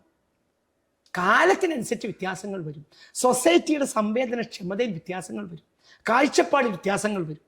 അപ്പൊ അതിനനുസരിച്ച് നമ്മുടെ പ്രബോധനങ്ങളെ മാറ്റണ്ടേ. ഒരു ക്രൂരനായ ആളുകളൊക്കെ പിടിച്ച് നരകത്തിലിടുന്ന ആളായിട്ട് പടച്ചോനെ പരിചയപ്പെടുത്തുന്നത് എത്ര വലിയ മോശമാണ്. തീർച്ചയായും നരകല്ലേ, നരകമുണ്ട്. നരകം കൊടുക്കാതിരിക്കാനാണ് അള്ളാഹുവിന്റെ കയ്യിൽ വഴി, അവൻ ഗഫൂറാണ്. സ്വർഗം കൊടുക്കാതിരിക്കാൻ അള്ളാഹിന്റെ കയ്യിൽ വഴിയില്ല. സ്വർഗത്തിന് 8 വാതിലാണ്, നരകത്തിന് 7 വാതിലാണ്. എന്താ അതിന്റെ അർത്ഥം? എന്തേ അള്ളാഹു സുബ്ഹാനഹു തആലക്ക് നരകത്തിന് ഒരു വാതിലും കൂടി കൂട്ടി ഈക്വലാക്കി വിടും? എന്തേ? നരകത്തിൽ നിങ്ങൾ വരുന്നത് എനിക്ക് ഇഷ്ടമല്ല. അല്ലാഹുവിന്റെ സന്ദേശം. നരകത്തിൽ നിന്ന് പുറത്തു കിടക്കാൻ വഴിയുണ്ട്, സ്വർഗത്തിൽ നിന്ന് പുറത്തിറക്കാൻ വഴിയില്ല. സ്വർഗം അള്ളാഹുവിന്റെ റഹ്മത്താണ്, റഹ്മത്തിൽ നിന്ന് പുറത്തിറക്കാൻ വഴിയില്ല. അള്ളാഹു കരുണാവാരിധിയാണ്. എന്താ ഒരു ഹദീസ്? ഇന്നല്ലാഹ യബ്സുതു യദഹു ബില്ലൈൽ ലിയതുബ മുസിഅൻ നഹാർ. പകലിൽ കുറ്റം ചെയ്യുന്നവർക്ക് പുറത്തു കൊടുക്കാൻ വേണ്ടി രാത്രി കൈനീട്ടി നിൽക്കുന്നവനാണ് അവൻ. വയബ്സുതു യദഹു ബിന്നഹാരി ലിയതുബ മുസിഅൽ ലൈൽ. രാത്രിയിൽ തെറ്റ് ചെയ്തവർക്ക് പുറത്തു കൊടുക്കാൻ വേണ്ടി പകലിൽ കൈനീട്ടി നിൽക്കുന്നവനാണവൻ. എത്ര കാലം? പടിഞ്ഞാറ് സൂര്യോദയം വരെ ഈ പ്രക്രിയ അനന്തമായി തുടർന്നുകൊണ്ടേ. അന്ത്യനാളിന്റെ അവസാന ദിവസം വരെയും. എന്താ അതിന്റെ അർത്ഥം? അല്ലാഹു പുറത്തു കൊടുക്കാൻ തയ്യാറാണ്. നിങ്ങൾ എത്ര വലിയ കുറ്റവാളിയാണെങ്കിലും. സഹീഹുൽ ബുഖാരി തുടങ്ങുമ്പോൾ കാണുന്ന ഒരു ഹദീസാണ്, 100 ആളെ കൊന്നവനും അല്ലാഹു പുറത്തു കൊടുത്തു. അപ്പൊ ആ കുട്ടി, ഇപ്പൊ നിങ്ങൾ പറഞ്ഞല്ലോ, സാധുക്കളായ മക്കൾ വന്നിട്ട് പറയാ എൻ്റെ പടച്ചോൻ പാവാണ്. പാവം എന്നത് അത്രയും കാരുണ്യമുള്ളവനാ എന്നർത്ഥത്തിൽ ആ കുട്ടിയാ പറഞ്ഞ വാക്ക്. അതാണ് കുട്ടിക്ക് മനസ്സിലാവും. എൻ്റെ റബ്ബിനെ പിണക്കാൻ എനിക്ക് പറ്റൂല. ആ കുട്ടി കള്ളുടിക്കൂല. നിന്റെ റബ്ബിന് കള്ളുടിക്കുന്ന ഇഷ്ടമല്ല. അത്ര കരുണുള്ള എൻ്റെ റബ്ബിന് ഇഷ്ടമല്ലെങ്കിൽ എനിക്കത് വേണ്ട. അതല്ല, നിങ്ങൾ പുതിയ യൂത്തിനോട് നിങ്ങൾ കള്ളുടിച്ചാൽ നരകം കിട്ടും എന്ന് പറഞ്ഞാൽ അവർ ഉടനെ പറയാം, അതാക്കൻ നരകല്ലേ, നമുക്ക് ഓരോ കാലഘട്ടത്തിൽ നമ്മുടെ കാഴ്ചപ്പാടുകൾക്ക് വ്യത്യാസപ്പെടുന്നതിനനുസരിച്ച് പ്രബോധനത്തിലും വ്യത്യാസം വരുത്തേണ്ടതുണ്ട്. ഇപ്പൊ 316 ക്ലാസ്സുകളാണ് ക്ലാസ്സുകൾ ഇവിടെ തുടങ്ങിയത്. ഒരു നിലക്ക് ഈ ഒരു ആശയം സമൂഹത്തിൽ എത്തിക്കാൻ വേണ്ടിയാണ് ഈ ക്ലാസ്സുകൾ മുഴുവൻ. കാരുണ്യവാനായ റബ്ബിനെ പരിചയപ്പെടുത്തുക. ഒരുപക്ഷെ ആ ഒരു ദൗത്യത്തിന്റെ വിജയമായിരിക്കണം ഒരു തലമുറ ഇങ്ങനെ പറഞ്ഞു തുടങ്ങി. ഒരുപാട് ആളുകൾ അങ്ങനെ പറയുന്നത്. ഇപ്പൊ ഉസ്താദിന്റെ തന്നെ ഇൻസ്റ്റാഗ്രാം പ്രൊഫൈലില് ഏറ്റവും ലേറ്റസ്റ്റ് ആയിട്ട് ഇവിടുത്തെ കുട്ടികൾ പോസ്റ്റ് ചെയ്താന്ന് തോന്നുന്നു, മറ്റുള്ള വീഡിയോകളിൽ നിന്ന് 313-ാം ക്ലാസ്സിൽ അള്ളാഹുവിനെ എന്തിന് നരകത്തിൽ നിന്ന് മനസ്സിലാക്കണമെന്ന ചോദ്യമുള്ള ആ ക്ലാസ്സിന് റീച്ച് കൂടുതലാ. ഇൻസ്റ്റാഗ്രാം ജനറേഷൻ എന്ന് പറയുന്നത് 25-ന്റെ താഴെയുള്ള സത്യമാണ്. അതെ, 100 ആളെ കൊന്നവനും മാപ്പ് കൊടുത്തിട്ട് സ്വർഗത്തിലാക്കിയ പടച്ചോനെ നമ്മൾ നരകത്തിൽ എന്തിനാ മനസ്സിലാക്കുന്നത്? ഭയപ്പെടേ വേണ്ട. അള്ളാഹുവോടുള്ള സ്നേഹം കൊണ്ടാണ് നമ്മൾ അള്ളാഹുവിനെ സ്വീകരിക്കേണ്ടത്. ഇപ്പൊ നമ്മളുടെ ഒരു പുതിയ തലമുറ 20s കിഡ്സ്, ജെൻസെറ്റിന് ശേഷമുള്ളവർ, ആൽഫ കിഡ്സ് എന്ന് പറയുന്ന ആളുകൾ, നമ്മളുടെ ചെറുപ്പകാലത്ത്, എനിക്ക് 25 വയസ്സായി, ഉസ്താദിൻ്റെ കാലത്ത് അല്ലെങ്കിൽ എന്നെക്കാൾ കുറച്ചുകൂടെ പുറകുള്ള ആളുകളുടെ ചെറുപ്പകാലത്ത് അവർക്ക് അറിവ് ലഭിക്കാനുള്ള സാധാരണക്കാർക്കുള്ള ഏക മാർഗം അന്നത്തെ പത്രം അല്ലെങ്കിൽ മാസികകൾ വായിക്കുക എന്നുള്ളതായിരുന്നു. പക്ഷേ ഇന്നുള്ളൊരു 4 വയസ്സുള്ള ഒരു ശരാശരി കുട്ടി, 5 വയസ്സുള്ള കുട്ടി ശരാശരി ഒരു ദിവസം 200 റീൽ കാണുന്നു. ഒരു 10 വയസ്സെത്തുമ്പോഴേക്ക്, +2 എത്തുമ്പോഴേക്ക്, അല്ലെങ്കിൽ ഒരു 15-20 വയസ്സെത്തുന്ന സമയത്തേക്ക് 8 മണിക്കൂർ വരെ സ്ക്രീനിങ് ടൈം ഉണ്ട്. 800 മുതൽ 1000 വരെ റീലുകൾ ഏറ്റവും ചുരുങ്ങിയത് കാണുന്നു. അത്ര ഇൻഫർമേഷൻ ഓവർലോഡായ ഒരു തലമുറയോട് സംസാരിക്കാൻ അവരെയാണ് പ്രബോധനം ചെയ്യേണ്ടത്. ശംസുലുലമ നിർവഹിച്ച ദൗത്യമല്ല അവർക്ക്, CH നിർവഹിച്ച ദൗത്യം. ഈ കാലത്തെ പണ്ഡിതന്മാർക്ക് അല്ലെങ്കിൽ ഈ കാലത്തെ നേതൃത്വത്തിന്, പണ്ഡിതന്മാർ എന്നതിനപ്പുറത്ത് ഈ കാലത്തിന്റെ മുന്നിൽ നിൽക്കുന്ന ആളുകൾക്ക് ഇതിന് ആശയപരമായ കരുത്തുണ്ടാവുക എന്നത് ഏറ്റവും പ്രധാനപ്പെട്ട കാര്യമല്ലേ? അതിന് നമുക്ക് നിർവഹിക്കാൻ പറ്റുന്ന സാമൂഹികമായ കാര്യങ്ങൾ എന്താ? സാമൂഹികമായ കാര്യം എന്തെന്നാൽ, ഉദാഹരണം പറയാം, ഞാൻ ഉദാഹരണം CHന്റെ കാലമല്ല. അപ്പൊ നിങ്ങൾ പറഞ്ഞതുകൊണ്ട് ഞാൻ പറയാം, PK കുഞ്ഞാലിക്കുട്ടി സാഹിബിന്റെ കാലം. എൻ്റെ ഒരു വീക്ഷണപ്രകാരം എനിക്ക് PK കുഞ്ഞാലി സാഹിബിനെ വലിയ ഇഷ്ടമാണ്. ചെറിയ ഇഷ്ടം, വലിയ ഇഷ്ടമാണ് എപ്പോഴും. എന്തുകൊണ്ട്? തെറ്റും ശരിയൊക്കെ സ്വാഭാവിക മനുഷ്യൻ. അവിടെ ഒന്നല്ല നേതാവിനെ മനസ്സിലാക്കേണ്ടത്.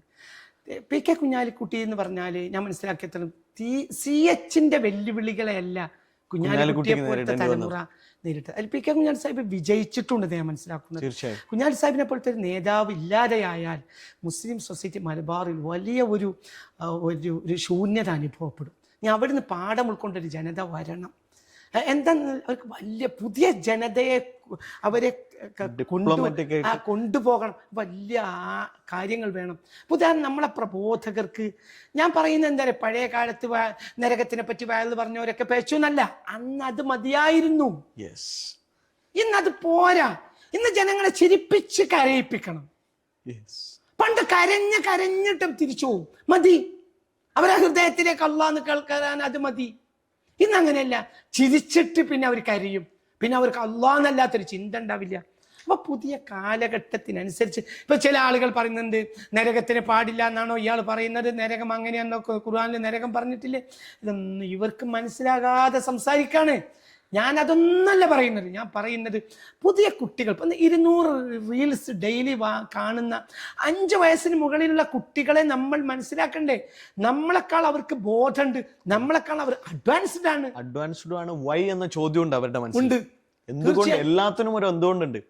ആ എല്ലാ ഇൻഫർമേഷനും പുറകിൽ എന്തുകൊണ്ടെന്ന് അന്വേഷിക്കുന്നുണ്ട് 100%. ഇപ്പൊ ഞാൻ പറയട്ടെ, ഞാൻ സമസ്തയെ പോലത്തെ പ്രസ്ഥാനങ്ങൾ ഇപ്പൊ ചെയ്യേണ്ടത്, നമ്മൾക്ക് 1,00,000 അധ്യാപകരുണ്ടെങ്കിൽ ആ 1,00,000 അധ്യാപകരേക്കും പരിശീലനം കൊടുക്കണം, പുതിയ യൂത്തിനെ അഭിമുഖീകരിക്കാൻ. ഇപ്പൊ നിലവിലുള്ള ചില എന്താ പറയാ നിരീശ്വരവാദികൾ, എക്സ് മുസ്ലിംസ് പിൽക്കാലത്ത് സോഷ്യൽ മീഡിയയിൽ വന്ന് പറഞ്ഞത്, എൻ്റെ ചോദ്യങ്ങൾക്ക് ഉസ്താദ് മറുപടി പറഞ്ഞില്ല, കണ്ണുരുട്ടിന്ന് അങ്ങനെ പറഞ്ഞു. അത് ശരിയായാലും തെറ്റി, അങ്ങനത്തെ വസ്തുത ഇവിടെ ഉണ്ടല്ലോ. അപ്പൊ ഞാൻ പറഞ്ഞു കൊണ്ടുവരുന്നത്, നമ്മൾക്ക് വേണ്ടത് കുറെ അധ്യാപകരല്ല, ആ അധ്യാപകന്മാർക്ക് പുതിയ കാലത്തെ നേരിടാനുള്ള ആത്മീയമായ കരുത്താണ്. ആത്മീയമായും ആശയപരമായും കരുത്തുണ്ടാകണം. ആ കരുത്തിൽ നിന്ന് പുതിയൊരു ജനത വരും. ആ ജനത മാറ്റും, ആ ജനത തിരുത്തും, എല്ലാവരും തിരുത്തും. ആ ജനതയുടെ ഒരു വിപ്ലവത്തിനെ. അപ്പൊ നമ്മൾ എന്താ ചെയ്യേണ്ടത്? നമ്മൾ ധീരതയോടെ പറയാം. അപ്പൊ നമുക്ക് ചെളി വാരി എറിയും. ഇപ്പൊ ഉദാഹരണം പറയും, ഞാൻ ജ്യൂസിനെ കുറിച്ച് പറഞ്ഞപ്പോൾ ജ്യൂസിനെ കുറിച്ച് പറഞ്ഞല്ല, നാടുകൾ ഒരു 10-40 മഹല്ല് നിവാസികളെ പ്രതിനിധീകരിക്കുന്ന ഒരു കമ്മിറ്റി, 40 മുസ്ലിം മഹല്ലുകളെ പ്രതിനിധീകരിക്കുന്ന ഒരു കമ്മിറ്റി ഒരു 4-5 വർഷം മുമ്പ് എൻ്റെ അടുത്ത് വന്ന് നാട്ടിൽ ക്യാൻസർ അധികരിച്ചിട്ടുണ്ട്. അപ്പൊ ക്യാൻസർ നമ്മളെ കമ്മ്യൂണിറ്റിയിൽ വളരെ കൂടുതലുമാണ്. അപ്പൊ അതുകൊണ്ട് വെള്ളിയാഴ്ച പ്രസംഗങ്ങളിൽ വേറൊന്ന് അത് കേട്ടിരുന്നു പോകും ആളുകൾ, പ്രത്യേകിച്ച് ജുമാക്ക് മുമ്പുള്ള കുറച്ച് സംസാരിക്കുമ്പോൾ അതൊക്കെ ഇന്നത്തെ അതിൽ ഫിക്കിന്റെ അഭിപ്രായക്കേടൊക്കെ ഉണ്ട്. ഫിക്കിന്റെ അഭിപ്രായക്കേടൊന്നും എപ്പോഴും പാതകമാവില്ല എന്നാണ് ഞാൻ മനസ്സിലാക്കുന്നത്. കാരണം സൊസൈറ്റി തിന്മയിലേക്ക് ഓടുന്ന ഒരു സാഹചര്യത്തിൽ നേരിയ ഫിഖും പറഞ്ഞ് നടന്നാൽ സൊസൈറ്റി നശിക്കും.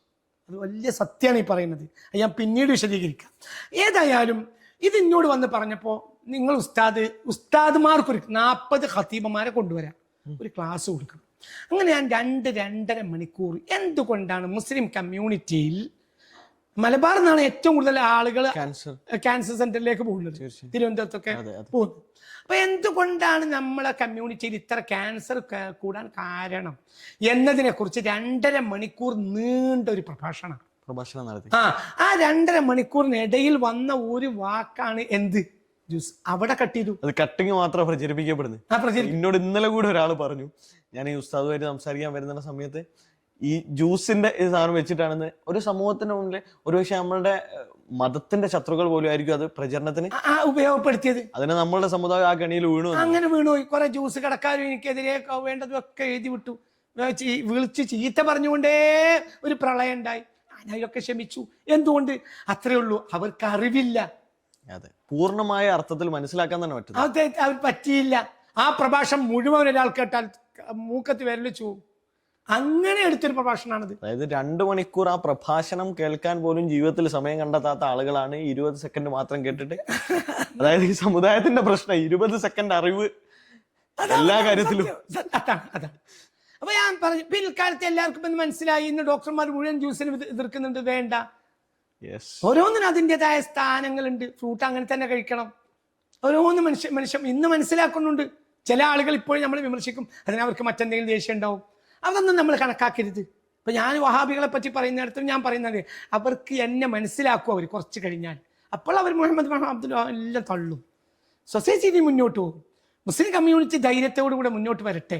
അതോടുകൂടെ തന്നെ നന്മ ആഗ്രഹിക്കുന്ന ലക്ഷോപലക്ഷം ആളുകൾ ക്രിസ്തീയ കമ്മ്യൂണിറ്റിയിലും ഹൈന്ദവ കമ്മ്യൂണിറ്റിയിലും ഉണ്ട്. അതാണ് നമ്മുടെ ശക്തിയും. ഇപ്പൊ ഈ അടുത്ത ദിവസം ഒരു തട്ടം വിവാദം ഉണ്ടായി. ആ തട്ടം വിവാദത്തെ മുസ്ലിങ്ങളല്ല കൂടുതൽ എതിർത്തത്. ആരാണ്? ഹൈന്ദവ ക്രൈസ്തവ സഹോദരങ്ങളല്ലേ എതിർത്തത്. എന്താ നമ്മൾ ചെയ്യേണ്ടത്? ഇങ്ങനത്തെ രാജ്യത്ത് ജീവിക്കാൻ അഭിമാനിക്കും അവരല്ലേ. എന്തുകൊണ്ട്? അത് ആയിരക്കണക്കായ വർഷങ്ങൾ മുസ്ലിങ്ങൾ ഇട്ട് വരുന്ന തട്ടമാണ്. അവരുടെ ഇസ്ലാമിക ഐഡന്റിറ്റിയുടെ ഭാഗം. പെണ്ണിന്റെ ശിരോവസ്ത്രം ഇസ്ലാമിക ഒരു മുസ്ലിം സ്ത്രീയുടെ ഐഡന്റിറ്റിയുടെ ഭാഗമാണ്. എതിർക്കാൻ പാടില്ല. എത്ര തവണയാണ് അതിനെതിരെ പ്രഭാഷണം നടത്തിയത് ബഹുമാനപ്പെട്ട നമ്മുടെ സഹോദരൻ രാഹുൽ ഈശ്വരടക്കം. അവരൊക്കെ എത്ര നല്ല സേവനങ്ങളെ ചെയ്യുന്നത്. രാഹുൽ ഈശ്വരനോടൊക്കെ എന്നും എനിക്ക് ബഹുമാനമാണ്. എന്തുകൊണ്ട്? അവരൊക്കെ ചെയ്യുന്ന സേവനങ്ങൾ, എന്താ പറയാ, സുനിത ദേവദാസ്, അവരൊക്കെ വലിയ സേവനങ്ങൾ ചെയ്തു. എന്തുകൊണ്ട്? എന്നാ അവരൊക്കെ തട്ടമിട്ടാണ് ഒന്നോ രണ്ടോ പ്രഭാഷണങ്ങളിൽ സുനിത ദേവദാസ് വന്നത്. തട്ടമിട്ട് വന്നു അവര്. ഞാൻ അവരെ മുഴുവൻ തള്ളണമെന്ന് മുഴുവൻ കൊള്ളണമെന്ന് പറയില്ല. പക്ഷെ അവരൊക്കെ നല്ല മനുഷ്യരാണ്. നമ്മുടെ വീക്ഷണം അവരെ വീക്ഷണം പലതിൽ ഉണ്ടായിരിക്കും. പക്ഷെ നല്ല മനുഷ്യരാണ്. ആ നല്ല മനുഷ്യർ ജീവിക്കുന്ന നാടാണ് നമ്മുടെ ഭാരതം. അതുകൊണ്ട് നമ്മൾ ഒരു മുസ്ലിങ്ങൾ മാത്രം നല്ലതെന്നാണ് വിചാരിക്കണ്ട. എല്ലാവരും നല്ലവരായതുകൊണ്ടാണ്. എവിടെയോ തിരിച്ചവർ അവരിലുണ്ട്, നമ്മൾ നല്ലോണം ഉണ്ട്. അത് മനസ്സിലാക്കണം. അവരെ തിരുത്താൻ നമ്മൾ തയ്യാറാകണം. നമ്മുടെ നാട്ടില് പിന്നെ ഏറ്റവും പ്രധാനപ്പെട്ട പുതിയ കണക്കുകൾ പ്രകാരം മലബാറിലേക്ക് ബിസിനസ് ഇൻവെസ്റ്റ്മെന്റുകൾ ഏറ്റവും കൂടുതൽ വരുന്നത് മെന്റൽ ഹെൽത്ത് മേഖലയിലേക്ക്. ഏറ്റവും സമീപകാലത്തുള്ള ഒരു പഠനം, അടുത്ത വർഷങ്ങളിൽ മെന്റൽ ഹെൽത്ത് ഇൻഡസ്ട്രിയിൽ മലബാറിൽ കോടിക്കണക്കിന് ബില്യൺ ഡോളറുകൾ ഇന്റർനാഷണൽ കമ്പനികൾ ഇൻവെസ്റ്റ് ചെയ്യുന്നു. കോഴിക്കോട് കേന്ദ്രീകരിച്ചുള്ള പ്രധാനപ്പെട്ട ഹോസ്പിറ്റലുകളെ മുഴുവൻ അമേരിക്കൻ കമ്പനികൾ പർച്ചേസ് ചെയ്യുന്നു. ബേബി പോലെയുള്ള ഏറ്റവും പിന്നെ ഫൈസൽ ഷബാനയുടെ മൈത്ര പോലെയുള്ള കമ്പനികളെ പർച്ചേസ് ചെയ്യുന്നു. മലബാറിൻ്റെ ഈ മാനസികമായ ആരോഗ്യത്തെ, മലബാർ എന്ന് പറയുന്നത് ഇവിടുത്തെ പരിച്ഛേദം നമ്മൾ തന്നെയാണല്ലോ. ഈ മാനസികമായ ആരോഗ്യത്തെ ഈ ഭൗതികന്മാരുടെ സ്മാർട്ട് ഫോണുകളും ആത്മീയമായ കരുത്തില്ലായ്മയല്ലേ ശരിക്കും 100% നശിപ്പിച്ചത്. അതാണ്. അതിന് കുറച്ചും കൂടി പുറകോട്ട് പോവുകയാണെങ്കിൽ മലബാറിലെ മുസ്ലിങ്ങളെ മറ്റാരെക്കാളും കൂടുതൽ ബാധിച്ചത് ഗൾഫാണ്. ഗൾഫ് ഒരളവോളം ഇതിന് കാരണമായിട്ട് ഒരു അരക്ഷിതാവസ്ഥ വീടുകളിൽ വന്നു. വീടുകളിൽ അരക്ഷിതാവസ്ഥ വന്നപ്പോഴാണ് ഒരു കോൺഫിഡൻസ്, ഒരു മെൻ്റലി കോൺഫിഡൻസ് നമ്മുടെ യൂത്തിന് നഷ്ടപ്പെട്ട് തുടങ്ങിയത്. അതിലേക്കാണ് സ്മാർട്ട് ഫോണുകൾ എല്ലാം കയറി വന്നത്. അപ്പം നമ്മളെ കുട്ടികൾ അതിന് അടിമകളായി. ഉദാഹരണം പറയും, ഞാൻ ലണ്ടനിലെ ഒരു ഇൻസ്റ്റിറ്റ്യൂട്ടിൽ ജോലി ചെയ്യുന്ന ഒരു മഞ്ചേരിക്കാരനായ ഒരാൾ ഒരിക്കൽ 15 വർഷം മുമ്പ് എന്നോട് പറഞ്ഞു, എൻ്റെ ഇൻസ്റ്റിറ്റ്യൂട്ടിൽ 15 ആളുകളുണ്ട്, ജോലിക്കാരുണ്ട്. അതിൽ ഫോൺ ഉപയോഗിക്കുന്ന ഞാനും ഒരു അൾജീരിയക്കാരനോ, ഞങ്ങൾ 2 മുസ്ലിംസാണ്. മറ്റൊരു ഈ മൊബൈൽ ഫോൺ ഉപയോഗിക്കൂല. ലോകത്തേക്കുള്ള എല്ലാ മൊബൈൽ ഫോണും കയറ്റിവിടുന്ന രാജ്യത്തെ ജനങ്ങളിൽ മൊബൈൽ ഫോൺ ഉപയോഗിക്കൂല. അപ്പൊ നമ്മൾ ഇത്തരം ഉപഭോഗ സംസ്കാരത്തിന്റെ അടിമകളായി വാങ്ങിക്കൂട്ടാണ് നമ്മൾ. ഒരുപക്ഷെ ഈ ചൈനയിലെ കറുപ്പ് യുദ്ധത്തിൽ കറുപ്പ് കയറ്റി അയച്ചമായ ഒരു സമുദായത്തിനെ തകർക്കാനുള്ള ഭൗതികന്മാരുടെ ഒരു അജണ്ട ഇതിന്റെ പിന്നിൽ ഉണ്ടായിരിക്കും. കറുപ്പ് യുദ്ധത്തെ കുറിച്ച് നമ്മുടെ തിരുവനന്തപുരത്ത് വായിച്ചില്ലേ? അതുകൊണ്ടാണ് ഞാൻ കറുപ്പ് എന്നതുപോലെ അജണ്ട മലബാറിനെ മെന്റലി തകർക്കാനുള്ള വലിയ ശ്രമം ഉണ്ടായിരിക്കാം. നമ്മൾ ബോധവാന്മാരാകണം. പണ്ഡിതന്മാരും തങ്ങന്മാരും ഈ പരസ്പരമുള്ള പടലപ്പിണക്കങ്ങൾ നിർത്തിയിട്ട് സൊസൈറ്റിയുടെ യാഥാർത്ഥ്യം എവിടെയാണ് നമ്മുടെ സൊസൈറ്റി ഇപ്പോൾ നിൽക്കുന്നത് എന്നിടത്തേക്ക് എത്തിച്ചേരണം. എന്നിട്ട് യൂത്തിനെ ശുദ്ധീകരിക്കേണ്ട മേഖലകളിലൊക്കെ ശുദ്ധീകരിക്കണം. പ്രശ്നങ്ങൾ സമൂഹത്തിൻ്റെ മുന്നിൽ എടുത്തിട്ട് പറയുന്ന ആളുകളെ സമുദായ ദ്രോഹിയായി ചിത്രീകരിക്കരുത്. നമ്മൾക്ക് നിർവാഹമില്ലാത്തതുകൊണ്ടാണ്. അവർക്ക് മുമ്പ് ഈ ബോധം നമ്മളെ ഹൃദയത്തിൽ വന്നു, പിന്നെ സമുദായ സ്നേഹം വന്നു. ഈ സമുദായം തകർന്നു പോകുമെന്ന് ഞാൻ ഭയപ്പെടുന്നു. അപ്പൊ ഇരിക്കുന്ന കൊമ്പ് മുറിക്കുന്ന ഒരാളോട് മുറിക്കരുത് എന്ന് പറഞ്ഞാൽ ആ ഒരു മനസ്സാണ് എൻ്റെത്. നമ്മൾ മുന്നോട്ട് പോകരുത്. നമ്മളെല്ലാവരും ഇനി താഴത്തേക്ക് ഇറങ്ങി വരണം. നമ്മൾക്ക് 500-ാം വാർഷികമോ 600-ാം വാർഷികമോ അല്ല വേണ്ടത്. നമ്മൾക്ക് നമ്മുടെ സൊസൈറ്റിയെ ഉൾക്കൊള്ളുക, എന്നിട്ട് അവരെ കൂടെയേക്ക് ഇറങ്ങി വരിക. മുഹമ്മദ് മുസ്തഫ ഇറങ്ങി വന്നതുപോലെ അവരെ കൂട്ടത്തിൽ ഒരുവനാണ് മുഹമ്മദ് മുസ്തഫ. ഇത് നേഗസിന്റെ കൊട്ടാരത്തിലോ പേർഷ്യൻകാരുടെ കൊട്ടാരത്തിലോ ഈ മുഹമ്മദ് നബിക്ക് തുടങ്ങാമായിരുന്നു. തുടങ്ങിയില്ല. പിന്നെ എവിടെയാ തുടങ്ങിയത്? സാധുക്കളായ ജനങ്ങൾക്കിടയിൽ. ഇർക്കൽ ചക്രവർത്തി ചോദിച്ചില്ലേ, ആരാണ് ഇയാളെ പിന്തുടരുന്നത്? അപ്പോൾ പറഞ്ഞു, അൽ മസാക്കീൻ, അൽ ഫുഖറാ വൽ മസാക്കീൻ. ഈ മനുഷ്യനെ കൂടുതലും പിന്തുടരുന്നത് പാവപ്പെട്ടവരും മിസ്കീന്മാരുമാണ്. അപ്പോൾ ഹിർക്കൽ പറഞ്ഞു വക്കദാക്കൽ അംബിയ, നബിമാരെല്ലാം അങ്ങനെയാണ്, അവരെ സാധുക്കളാ പിന്തുടരുക. അത്രയുള്ള സത്യ. അപ്പം നമ്മൾ യാഥാർത്ഥ്യത്തിലേക്ക് ഇറങ്ങി വന്ന് ഗ്രാസ് വർക്ക് ചെയ്താൽ ഒരളവോളം പരിഹാരം ഉണ്ടാക്കി ഇപ്പം കഴിയും. ആ പരിഹാരത്തിന് ഒരു പുതിയ തലമുറ നിൽക്കണം എന്ന വീക്ഷണം അതെ തീർച്ചയായും ഉസ്താദിന്റെ വീക്ഷണത്തിന്റെ കൂടെ ഒരു തലമുറ ഉണ്ടാകട്ടെ.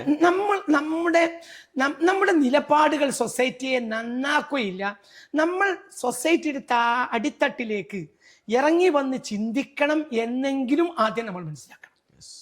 നമ്മളെ ഇപ്പോഴത്തെ നിലപാടുകൾ സൊസൈറ്റിക്ക് അറപ്പാണ് ഉണ്ടാക്കുന്നത് അതെ എന്ന് ആദ്യം പണ്ഡിതന്മാരും തങ്ങന്മാരും മനസ്സിലാക്കണം. അവരാണല്ലോ നേതാക്കൾ. അവരെ ഞാൻ കുറ്റപ്പെടുത്തല്ല, ഞാൻ പറയുന്നത് ഒരു കുറ്റപ്പെടുത്തലായി പോവാണ്. എനിക്കതല്ല അല്ല ഞാൻ പറയട്ടെ, രോഗിയെ എന്താ പറയാ വയറ്റിന് കേടായി കൊണ്ടുവന്ന് ഡോക്ടറെ ചെന്നാൽ കയ്യിൽ കീറിയിട്ട് കാര്യമില്ലല്ലോ, വയറ്റിൽ തന്നെ കീറണ്ട്. അതുകൊണ്ട് ഞാൻ നിർവാഹമില്ലാത്തോണ്ട് പറയാണ്. ആ തിരിച്ചറിവ് നേതൃത്വത്തിന് ഉണ്ടാകുന്ന കാലത്ത് വലിയ മാറ്റങ്ങൾ ഉണ്ടാവും. ആ മാറ്റത്തിലേക്കുള്ള വഴിയാണ് അത് ഞാൻ മനസ്സിലാക്കിയെടുത്തോളം ഒരാൾ പെട്ടെന്ന് സൊസൈറ്റി നേതാക്കൾ ഇതിൽ നിന്നൊക്കെ പാഠം ഉൾക്കൊള്ളും തന്നെയാണ്.